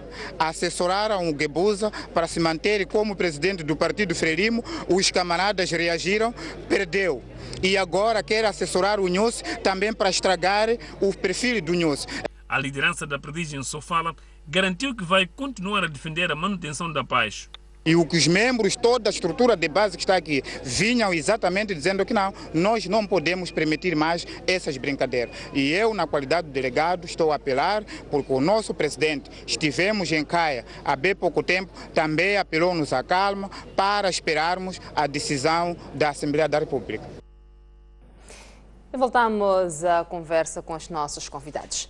Lara Chacada, vamos fazer um balanço daquilo que é a governação, que está a ser, mas dos 100 dias que é o período de graça de Filipe Nyusi, tendo em conta, além dos outros aspectos, o discurso inaugural, quando dizia que não pretende governar um país em guerra, pelo menos um país que não está em paz. O que vamos supor que foi que levou a ter o diálogo com Afonso Dhlakama e que deu esta abertura para a criação das autarquias provinciais, proposta de criação de autarquias provinciais. E hoje, Filipe Nyusi tem este discurso. Do seu ponto de vista, qual é a avaliação que faz? Houve ou não uma mudança de discurso do Presidente da República? Bom, primeiro permita-me dizer que, de uma forma geral, eu acho que Nyusi entrou com dois principais desafios na sua governação. O primeiro é que ele encontra um país que estava num ambiente bastante tenso do ponto de vista político, que todos nós sabemos, um país praticamente que alguns acreditam que estava em guerra, mas eu entendo que houve uma tensão política localizada. Ele encontrou o país nessas circunstâncias. Era um ambiente bastante difícil, em que o seu antecessor precisou de levar 2 anos para poder sentar com o presidente da Renam, fazer, portanto, as negociações. Mas ele, em pouco tempo, conseguiu, criar condições para sentar e dialogar com o presidente da Renam. Para mim, isto foi uma das grandes bandeiras dos seus 100 dias de governação. Por outro lado, Nyusi, para mim, entra ou chega ao poder com uma legitimidade extremamente fraca. Primeiro porque Nyusi era uma figura anônima e que quem projetou o Nyusi foi a máquina chamada Frelimo.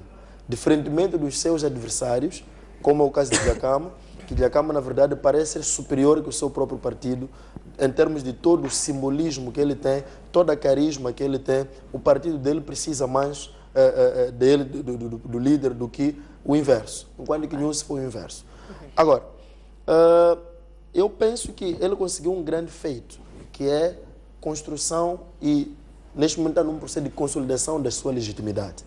Legitimidade que é essa aceitação que o governante tem por parte dos seus governados. E Nyusi, dentro desses 100 dias, conseguiu, através do seu discurso de tomada de posse, criar expectativas, galvanizar essas expectativas dos moçambicanos para levar eles a acreditarem que este indivíduo pode ser solução para os problemas que nós vivemos. As pessoas começaram a acreditar, começaram a sonhar, olhando para Nyusi como uma figura que pode solucionar os problemas que o país, portanto, atravessa. Então, eu penso que durante esses 100 dias, Nyusi mudou de paradigma, ele mostrando claramente que ele traz uma governação completamente diferente do seu antecessor. E isso está claro nos seus discursos. Foi claro também durante a tomada de posse, quando diz que ele quer um governo, portanto, de austeridades. E nós podemos ver nessas suas visitas que ele não anda de helicópteros, ele anda de carros, não é? E você vê que o nível de escolta que ele tem, dos carros protocolares que ele tem, são muito reduzidos comparado com o seu antecessor. Então, eu penso que ele vai criando esta construção de legitimidade que ele precisa. E há muitas formas de criar legitimidade. Alguns líderes chegam ao poder com valores simbólicos, valores históricos que carregam consigo, que lhes dão, portanto, essa legitimidade. E Nyusi precisou de começar de zero para construir a sua própria legitimidade. E penso que, avaliar os 100 dias, eu acho que Nyusi teve um grande mérito no que diz respeito à construção da sua legitimidade. E se ele continuar assim, eu penso que depois de 5 anos, se Nyusi concorre, vai ganhar as eleições com uma vitória de facto convincente. Agora, indo à questão que me coloca, que é ligada, portanto, à mudança de discurso. Eu não sei se é uma mudança de discurso como tal. Agora, eu acho que oscilou em algum momento. Porque se nós olharmos para o discurso que ele faz, acho que foi hoje ou ontem, sim, ele mostra uma moderação. Ele diz que, ele repete o que ele disse antes, que eu disse que não ia ajoelhar a nenhum moçambicano para pedir, portanto, que nós vivamos num ambiente de paz. Mas ele depois diz, a não ser que isso seja necessário. Então, ele mostra que continua disposto a fazer qualquer tipo de sacrifício que for necessário para poder fazer prevalecer aquilo que é o interesse supremo nacional, que é a paz que neste momento nós estamos a precisar. Então, não posso considerar, por causa desses 2 dias que ele falou nesses termos, que o discurso dele tenha mudado. Quero acreditar que não, o discurso dele continua sendo o mesmo, mesmo hoje afirmou ou reafirmou que ele está muito interessado em encontrar-se novamente com o líder da Renam. Okay. Betano Viagem, qual é a sua precisão? Talvez primeiro um pontinho de ordem em relação àquilo que o Dr. Chacate deixa aqui, que estamos perante a um presidente que não tem utilizado helicópteros durante as suas presidências abertas. Sua Excelência o Presidente Jacinto Nhosse chegou à terra do saudoso Samora Machel de um helicóptero. Isso já nos mostra que alguma... Mas ele não ia viajar daqui para Chilembém de carro também, né? Mas isso para mostrar que há evidência... Estou a falar a nível da zona, aqui no Maputo vai de carro. O chefe do Estado ia aqui perto, o anterior, amanhã, aqui na arredor ia de helicóptero. Ia de vários helicópteros. Isso já é positivo, isso já é positivo. Bem, em relação aos 100 dias de governação, primeiro eu gostaria a falar em relação à construção e à consolidação do próprio governo, porque estamos a perceber que esses 100 dias nós verificamos, neste caso, a reestruturação ministerial com a eliminação e a aglutinação, não é, de alguns ministérios aos outros. Isso também foi acompanhado com um conjunto de atividades que se desenvolveram a nível, neste caso, deste processo. Por se formos a verificar, esses ministérios, alguns eliminados, tinham uma personalidade jurídica diferente. Agora, com esta aglutinação, há uma necessidade de uma reestruturação, do seu ponto de vista também jurídico, criação, neste caso, desses atos constituintes, como forma também de a conduzir as atividades desses ministérios. Este foi um dos pontos que exatamente norteou estes 100 dias. Também a abertura do próprio presidente Filipe Nhosse ao diálogo, que fomos dados com dois diálogos com o presidente da Renamo, e isso trouxe-nos frutos esperados, que exatamente foi a tomada de posse dos membros da Renamo, tanto a nível provincial como também a nível da própria Assembleia da República. Também são 100 dias que foram exatamente acompanhados pela aprovação, neste caso, do orçamento da própria Assembleia da República, uma das coisas que exatamente iria garantir o funcionamento, neste caso, dos nossos representantes, que eu acredito que é uma coisa muito positiva. E não só isso, a aprovação também do próprio plano quinquenal do governo, que vai nortear, neste caso, as atividades do próprio governo, materializando aquele que foi o seu manifesto eleitoral. Isto aconteceu dentro desses 100 dias. Além disso, também podemos exatamente debater-se ainda hoje a proposta, neste caso, do orçamento, o orçamento geral do Estado, bem como o plano econômico e social, que possivelmente será aprovado na próxima semana. Isto aconteceu dentro dos 100 dias, mas também são esses 100 dias que foram acompanhados por momentos tristes, não é? A época das enxurradas, que vimos exatamente um Moçambique dividido, e um dos nossos objetivos é a consolidação da unidade nacional. E uma das ações do governo exatamente foi criar um mecanismo de interligar exatamente este Moçambique, que em algum momento as enxurradas tiveram que dividir. Estamos a falar o Rio Licungo, dividiu-se, o governo criou um mecanismo exatamente poder unificar, né, como forma de exatamente honrar-se com a ideia da unidade nacional. Mas também estamos perante aos 100 dias como um evento muito triste, que são exatamente os impassos no processo negocial a nível do Centro de Conferência João Quixissano, que é exatamente muito triste, porque nós esperamos exatamente negociações capazes de criar uma expectativa em relação ao povo. E estamos na 102ª ronda negocial e até agora ainda não vimos nenhum resultado. Isto mostra exatamente que não está, ou seja, a sociedade está perdendo aquela esperança em relação ao resultado que irá vir deste processo negocial. Mas também estamos em relação aos próprios 100 dias, acompanhado com o discurso, não é? A outra face do discurso do Sua Excelência, o Presidente Filipe Jacinto Nhosse. Em algum momento a sociedade questiona, será que está trocando, está mudando de discurso? Mas a questão que nós devemos colocar é mudança de discurso em relação ao quê?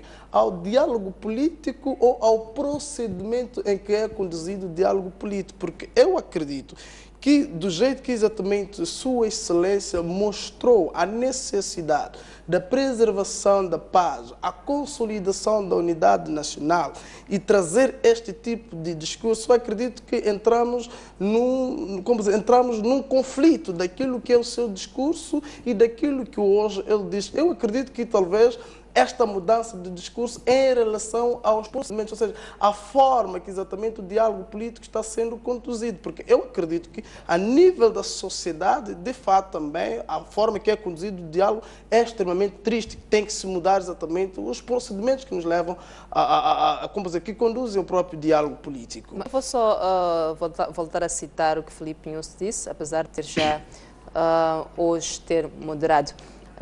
Em Magude disse que o povo moçambicano não deve perder tempo a discutir a divisão do país. E também disse que não gostaria de ajoelhar para nenhum moçambicano a pedir a paz. Era mesmo para te dar... Eu acredito que quando exatamente afirmou que não deveria se ajoelhar ao outro moçambicano para pedir a paz, em algum momento nos parece que estamos perante a um discurso movido por saturação, devido àquilo que é o resultado do próprio procedimento negocial. Mas se formos verificar, é que não é o próprio presidente que está saturado em relação ao processo negocial, a própria Emoxi e as próprias duas delegações. É aquilo que eu digo, na verdade, as partes contratantes da negociação não querem aquilo que a sociedade quer, que é a paz. E até eu ousaria convidar aqui uma das teorias de jogo que é muito usado no estudo de paz e conflito, que é o jogo de galinha. No contexto em que se encontra, neste caso, o processo negocial, é na medida em que dificilmente as duas partes irão recuar ou irão dissertar. O que está a acontecer é que ninguém quer dissertar, ninguém quer ceder. E esta incapacidade por parte das duas partes em ceder, neste caso, os seus interesses, leva-nos a uma ideia de uma possível colisão. E é preciso, em algum momento, termos que trazer essa realidade à sociedade. Porque se formos a verificar, Selma, é que estamos perante um processo negocial onde, primeiro, há dilema de negociação, que é produto do problema de negociação. O problema de negociação que está associado à prioridade na hierarquização dos interesses que estão sendo discutidos. Estamos a dizer que o que está acontecendo aqui este ano, nos moldes em que está a acontecer, não há futuro algum. Está mais que claro que não há futuro algum. Digo isto porque estamos perante uma Renamo que exatamente descarta-se a possibilidade de vê-la desarmada. Porque eu sempre vou dizer, os partidos políticos são atores racionais dentro de um campo político onde ocorrem relações de poder. E a Renamo ainda exatamente olhará e utilizará as armas como exatamente instrumento, estratégia da materialização dos seus interesses. Agora, nós olhamos, será que há essa possibilidade? Porque se for a nível da própria sociedade, acredito que se a Renamo abdicar, neste caso, do seu aparato paralelo, a Renamo deixa em algum momento de ter uma expressão nacional, a sua expressão pode ser restringida. Isto claramente leva-nos à ideia de que não há esperança em relação àquilo que está-se a discutir. Sassão Yagal, o que é que marca, quais são os pontos positivos e negativos dos 100 dias de Filipe Nunes? Bom, realmente é difícil avaliar o presidente Nunes nesses 100 dias, mas eu penso que Filipe Nunes, ou pelo menos o seu governo, tem um grande mérito nestes 100 dias, que é de ser um governo verdadeiro. E um governo, que, pelo menos no meu entendimento até agora, que não esconde os assuntos, os problemas. E nós, durante muito tempo, tivemos governos que escondiam os assuntos, não é? Principalmente os assuntos ligados à corrupção e de outra natureza, são tratados, pelo menos, de forma muito aberta, muito sem grandes alaridos. Eu penso que esse é o grande mérito dos governos. Mas deixa só voltar num ponto em que o Chakati tocava sobre as expectativas. E essa expectativa, vou analisar, Filipe Nunes, não só nos 100 dias, mas de forma global. Eu, se fosse chefe de Estado, estaria muito preocupado se a população tivesse um elevado índice de expectativa em relação a mim. Por uma razão muito óbvia. É verdade que essa expectativa surge da grande ânsia, não é? De que, olha, é um novo homem da geração 8 de março e etc., que vai purificar o ar praticamente abafado que já existia da governação passada. No entanto, se você não conseguir satisfazer essas expectativas, você corre um grande risco de a sua legitimidade decair ou realmente você ser crucificado em asta pública. Então, esse é um dos elementos que, pelo menos, Filipe Nyusi tem que assegurar, não só nos 100 dias, mas durante toda a sua governação. Exatamente, eu penso que esse é um elemento fundamental. Agora, o que eu penso que também ocorreu nesses 100 dias foi a gestão dos problemas passados. Se nós formos a olhar, vamos perceber que Afonso da Cama, como se considerarmos o conflito político, etc., e o Centro de Conferência Joaquim Chissano, não é um conflito que surgiu depois da eleição do Filipe Nyusi como presidente. Quer dizer que podemos chamar, é um efeito spillover daquilo que já ocorria no passado. E ele teve que gerir essa situação. E depois ele teve a sorte ou a infelicidade de ter tomado posse num contexto em que o país estava a ser afetado pelas enxurradas, não é? E também tivemos um contexto em que demorou a assinar, ou melhor, a aprovar o orçamento do Estado. Então eu penso que esses são alguns problemas que realmente podem trazer a impressão de que ele não fez grandes coisas.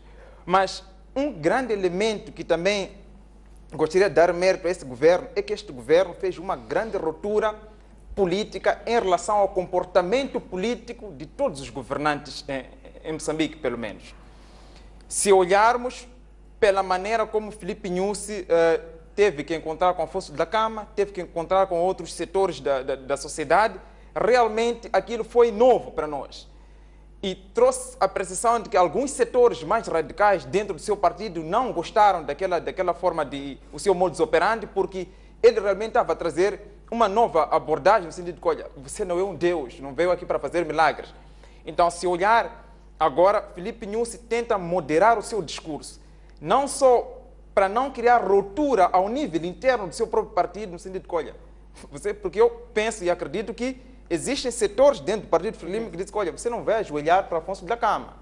Isso está claro. Está a começar a alinhar com aquilo que sempre foram os ideais. Não é necessariamente provavelmente seja um alinhamento estratégico, porque ele não pode, ele tem que agarrar, como líder, tem que agarrar as duas pontas da linha. Quer dizer, tem que agarrar o partido no qual ele precisa do apoio e dos conselhos, da legitimidade, mas também não pode frustrar a sociedade, o povo no geral.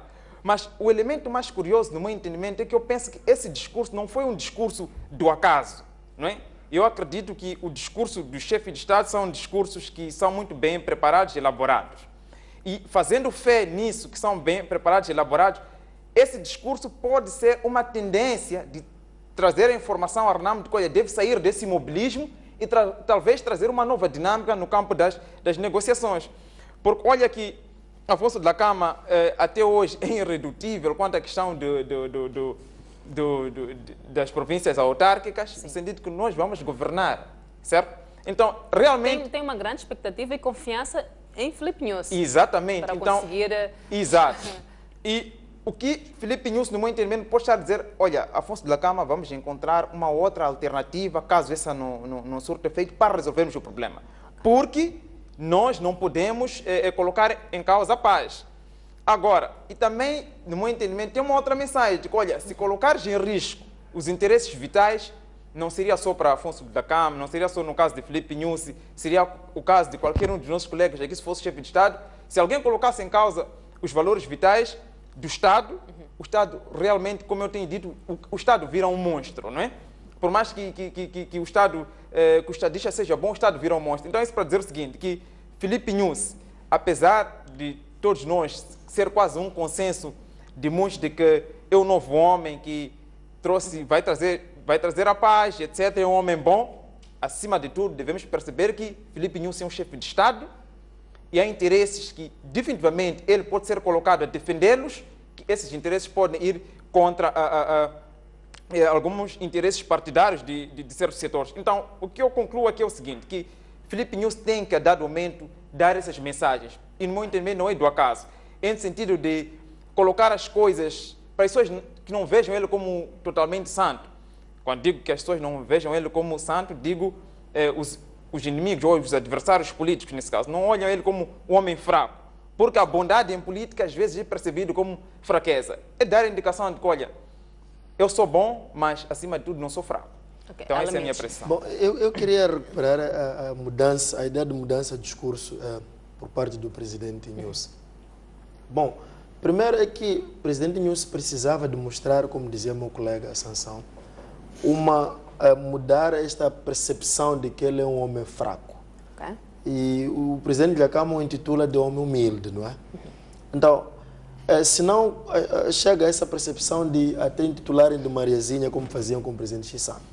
Então, era preciso mostrar que não sou tão homem fraco como podem pensar. Sei, portanto, fazer discurso quando for necessário de um homem, portanto, com pujança, por um lado.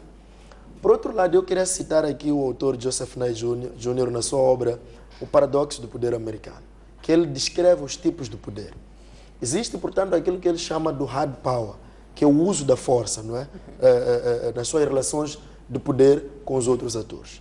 E existe aquilo que ele chama de soft power, que é o uso, portanto, da sua capacidade de influenciar e aliciar corações e mentes. E o presidente Nyusi, nos seus primeiros dias, ele foi recorrendo, portanto, ao soft power, que foi esta habilidade, através das negociações, através da auscultação a vários segmentos sociais, e deixou essa impressão, portanto, de um líder fraco, mas ao mesmo tempo conseguiu conquistar muitas mentes e corações. E neste momento ele recorre, portanto, quando faz um discurso, relativiza esta forma de fazer o poder e mostra um pouquinho mais de pujança. E o Joseph Nye agora fala daquilo que chama de smart power, que é a capacidade de usar os dois poderes dependendo das circunstâncias. Então o presidente Nyusi tem que ter esta habilidade, quando for necessário, de facto, trazer esse discurso que mostra que ele é capaz de tomar decisões. É que eu queria mesmo colocar, se São tocou na questão de que esta mudança de discurso pode querer se alinhar aquilo que são os interesses, as ideias do Partido Frelimo. Conseguirá Filipe Nyusi, vamos dizer, agradar o partido e também não frustrar aquilo que são as expectativas da sociedade? O presidente Nyusi agora tem um desafio muito grande, porque antes dele tomar as rédeas, portanto, do poder no Partido Frelimo, havia essa percepção de bicefalia e que quando as coisas não corriam bem, o culpado era o presidente do Partido Frelimo. Sobretudo quando aconteceu que ele reuniu-se com o presidente da Renamo por 2 vezes e tomaram decisões que tomaram e depois disso o outro, portanto, centro do poder mandou as pessoas para as províncias para mobilizar e informar as comunidades que não ia se aprovar nenhum projeto, portanto, das regiões autónomas, que hoje já estamos a falar das autarquias provinciais. Então ficou esta ideia de que o presidente Nyusi tinha vontade, mas havia, portanto, alguém que impedia a materialização, portanto, do projeto que ele tinha. Agora, neste momento, já não tem essa desculpa. Tudo quanto acontece, o único, portanto, responsável é o presidente Nyusi. Se as coisas correm bem, o presidente Nyusi está de parabéns. Se as coisas correm mal, quem vai ser sacrificado é ele. Então eu penso que, de facto, ele tem esta grande missão de tentar manter as bases do Partido Frelimo coesas, de manter, portanto, a Frelimo cada vez mais consolidada e, ao mesmo tempo, procurar satisfazer as expectativas que ele foi criando nos seus governados. Agora, o meu colega Sansão colocava aquilo que ele chama do perigo, portanto, na criação ou na elevação das expectativas, ou quando o líder decide inflacionar as expectativas através dos seus discursos. De facto, isso é perigoso. Eu já citei uma vez, acho que foi neste programa, que o Medvedev disse uma vez que grandes expectativas criam grandes desilusões. Grande verdade isso, sim. Mas numa situação em que alguém quer ganhar o poder político, não tem outra fórmula, a não ser criar ou elevar as expectativas das pessoas, olharem para si como a solução dos seus problemas. E o presidente Nyusi, por acaso, conseguiu fazer isso. Agora, tem um outro desafio, já que é conseguir materializar isso. Pode conseguir, assim como não. Okay. A viagem, o que é que Filipe Nyusi deve fazer de diferente? Por um lado, para ir de encontro com as suas promessas de governação e, por outro lado, para deixar uma marca diferente. Bem, conforme os meus colegas aqui do painel salientavam, é que estamos perante a um presidente em que, em algum momento, o seu discurso procura trazer a ideia da existência do Estado. Porque, se formos verificar, é que as ações levadas a cabo pela própria Renamo, do seu ponto de vista declaratório, é para induzir a ideia do medo por parte do governo. E eu acredito que há necessidade, em certos casos, demonstrar-se a existência de um Estado e a existência de certos interesses vitais que devem ser garantidos, que é a sobrevivência e a soberania do próprio Estado. Mas para um contexto como esse, eu acredito que discursos como esses não podem exatamente vir ao público, devido àquele que é o interesse da sociedade. Em primeira perspectiva, é claro que a sobrevivência do Estado constitui um interesse nacional, mas também devemos tomar em consideração que os nossos interesses devem ser salvaguardados pelo próprio Estado.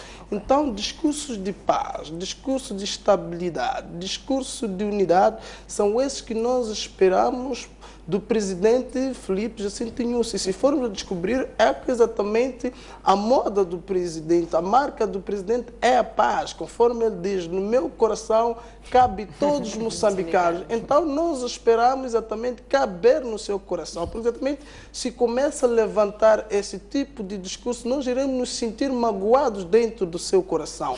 E sentindo-nos magoados, aí exatamente perdemos a esperança perante a este senhor que exatamente diz que o coração dele é para habitar todos os moçambicanos. Então eu acredito que o Filipe Jacinto Nyusi nem ainda tem um semestre, neste caso, de governação, então melhor trazer discursos reconciliadores, discursos de unidade, de estabilidade, porque se já traz esse tipo de discurso, aí levantamos um conjunto de questões. Como é que iremos viver esses 5 anos? Se apenas 100 dias já estamos perante a este tipo de discurso. E esse tipo de discurso, em algum momento, conforme os próprios membros da Renamo interpretaram como discursos ameaçadores. E eu acredito que, de facto, um dos objetivos da Renamo é exatamente este, que o governo deve demonstrar este medo que tem em relação à Renamo. Então, o governo, em algum momento, deve preservar esse tipo de discurso como forma de não mostrar exatamente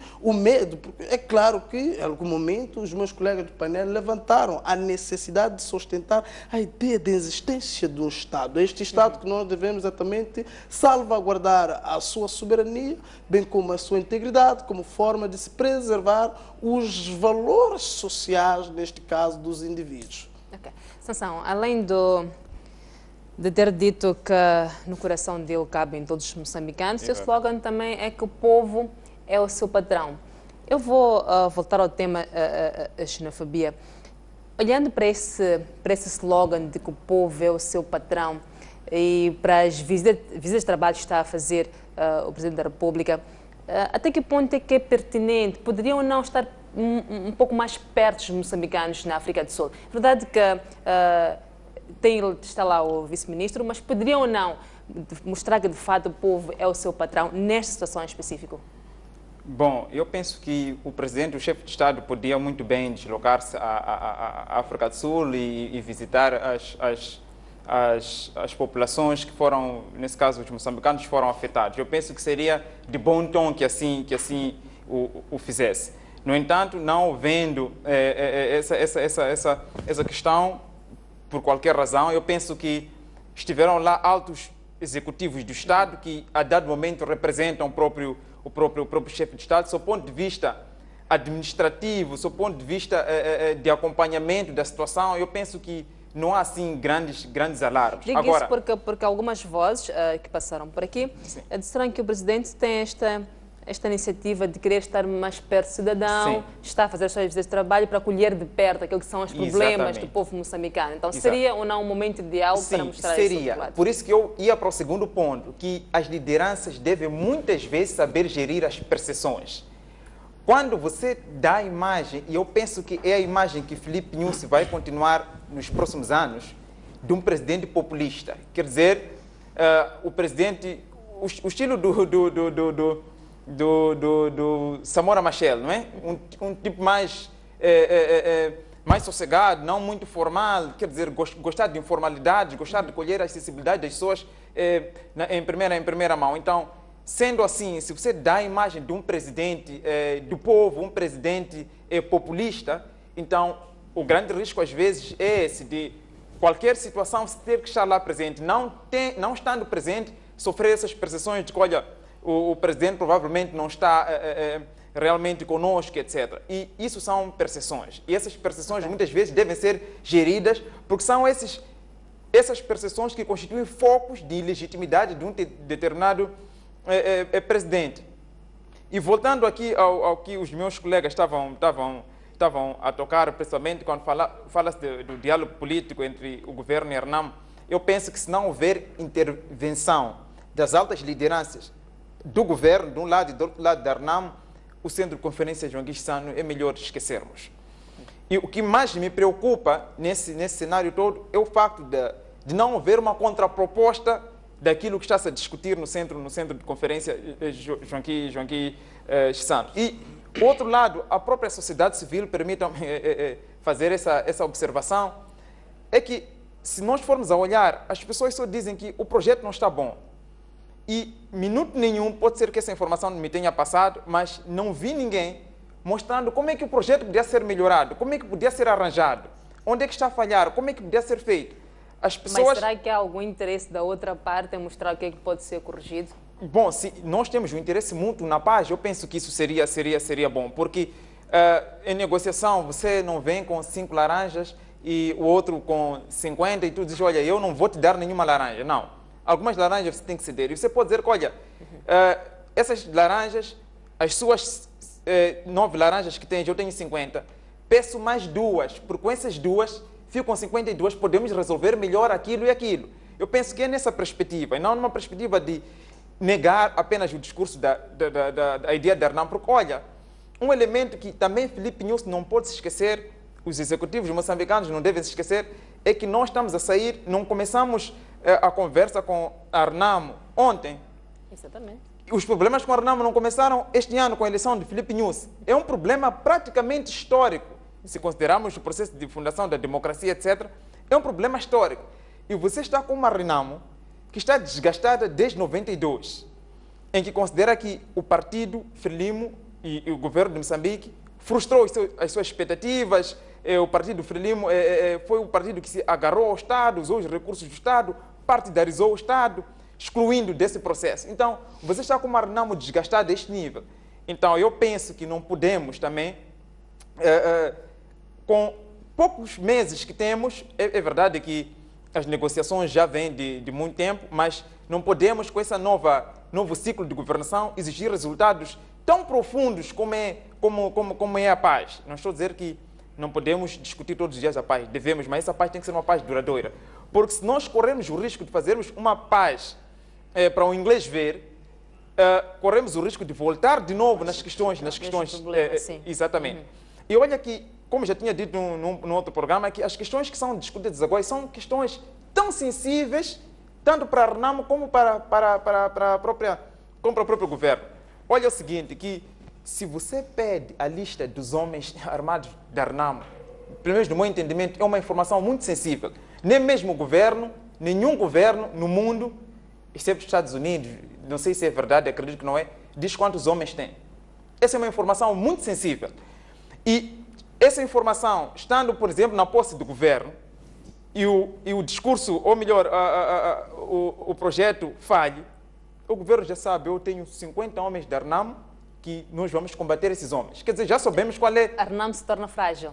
Exatamente. Quer dizer que o governo diz o seguinte, tendo 50 homens da RNAM, como é que podemos combater? Quer dizer, você já tem a contraproposta de caso o projeto falhe. Então, eu penso que essas questões são muito sensíveis. E o outro lado também, quando tocamos a questão da despartidarização, eu penso que é uma questão muito sensível para o governo e para o partido Frelimo, porque realmente o neopatrimonialismo é o grande braço de sobrevivência do partido Frelimo. E tirar esse braço do partido Frelimo, não me vejo o partido Frelimo cedendo isto de forma tão fácil. Então, eu penso que as duas lideranças devem intervir nesse caso para vermos aquilo que chamamos de quebrar o gelo.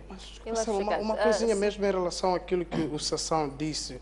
Eu acredito que ao mais que a RNAM exatamente, por exemplo, diga que tem 50 homens, nós temos que também levantar questões em relação a esses 50 homens, porque pode ser uma colocação estratégica, porque de antemão a RNAM compreende que o governo criará a estratégia de combater apenas 50 homens, sem tomar em consideração que por detrás daqueles 50 homens existem outros homens. Há um fator que nunca podemos esquecer, eu sempre tenho deixado isso nos programas que eu participo aqui, desta vez, que os partidos políticos são atores racionais dentro de um campo político onde ocorrem relações de poder. E sempre eles vão traçar estratégia como forma da satisfação das suas necessidades. Então, qualquer número que a Renamo for a colocar sempre deve ser questionado.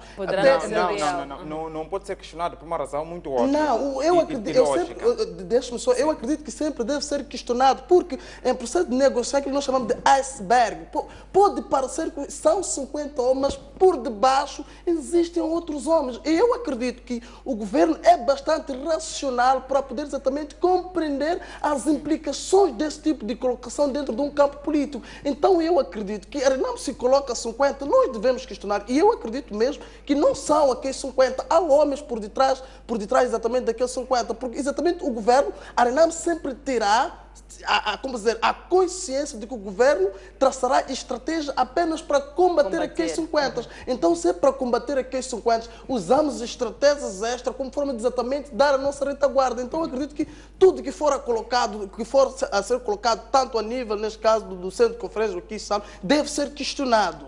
Não, mas eu penso que não é bem assim, por uma razão muito óbvia. Se a Renamo apresente, por exemplo, 50 homens, não é? Que é o seu efetivo. E esses homens vão ser integrados, porque perceba que o objetivo desses homens é para serem integrados. E depois a Renamo fica de novo com 50, por exemplo, por debaixo da mesa, como pretende dizer. Eu penso que... eu duvido que o objetivo seja mesmo de integração. Eu duvido muito. O objetivo é aquilo que... Isso nos aparece assim, mas o que é que está embaixo? A questão é, o que é que está aqui embaixo? Não é integração, porque se formos a verificar, a integração é bastante fácil. A Renamo acredita e tem a consciência de que o objetivo das negociações não são da integração de seus homens no aparato repressivo do Estado. Em algum momento, se formos a usar o realismo, é exatamente exterminar este vírus, porque os homens da Renamo constituem um cancro, neste caso, no processo governativo, no processo das atividades do próprio governo. Okay, ficamos apenas com 3 minutos. Está a destruir tudo que construímos até agora. A questão não é destruir tudo que estamos a construir.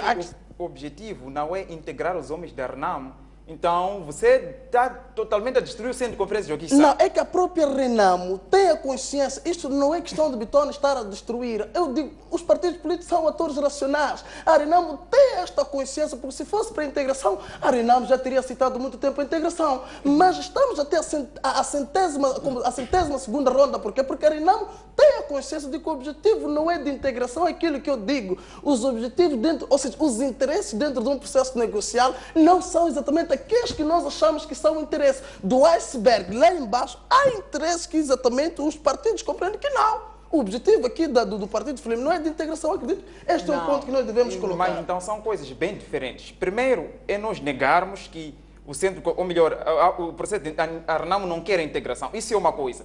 Agora, que a Renamo pode usar o processo de integração ou os seus homens para explorar outras dimensões econômicas e de outra natureza, isso é uma outra coisa bem não diferente. É nós negarmos, é a Renamo ter a consciência da utopia desta integração. É isso que eu estou a dizer. Mas para encerrarmos, Chacate, qual é o seu ponto de vista? Bom, o debate está interessante. Bom, eu queria colocar a seguinte questão. O governo, penso eu que em 1992, quando foi aos acordos de Roma com a Renamo, um dos grandes, portanto, objetivos era desarmar, portanto, depois os homens da Renamo e integrá-los. E a Renamo conseguiu fintar o governo e manteve os homens, portanto, no mato. A pergunta que se coloca hoje é: será que o governo acredita que a Renamo vai entregar os seus homens? A pergunta que coloca-se é: será que a Renamo não vai fintar novamente o governo, por mais que um dia cheguem na mesa, aliás, ao acordo, portanto, no Centro de Conferência de Joaquim? Então, isso para mostrar a complexidade, de facto, deste processo, tanto para a Renamo, assim como para o governo. É um processo bastante difícil. E outro elemento é: a Renamo teve várias exigências que o governo foi cedendo, desde, portanto, quando foi a Muxungo até hoje. A pergunta que se coloca é: será que o governo vai permanecer refém da Renamo? Para que todos os dias, quando a Renamo quer alguma coisa, tem que colocar a arma na cabeça. E o governo vai ter que ceder sempre. Então, o processo é tão complexo. Por exemplo, eu costumo dizer, já discuti com os meus estudantes, que eu não tenho problemas com o projeto das autarquias provinciais.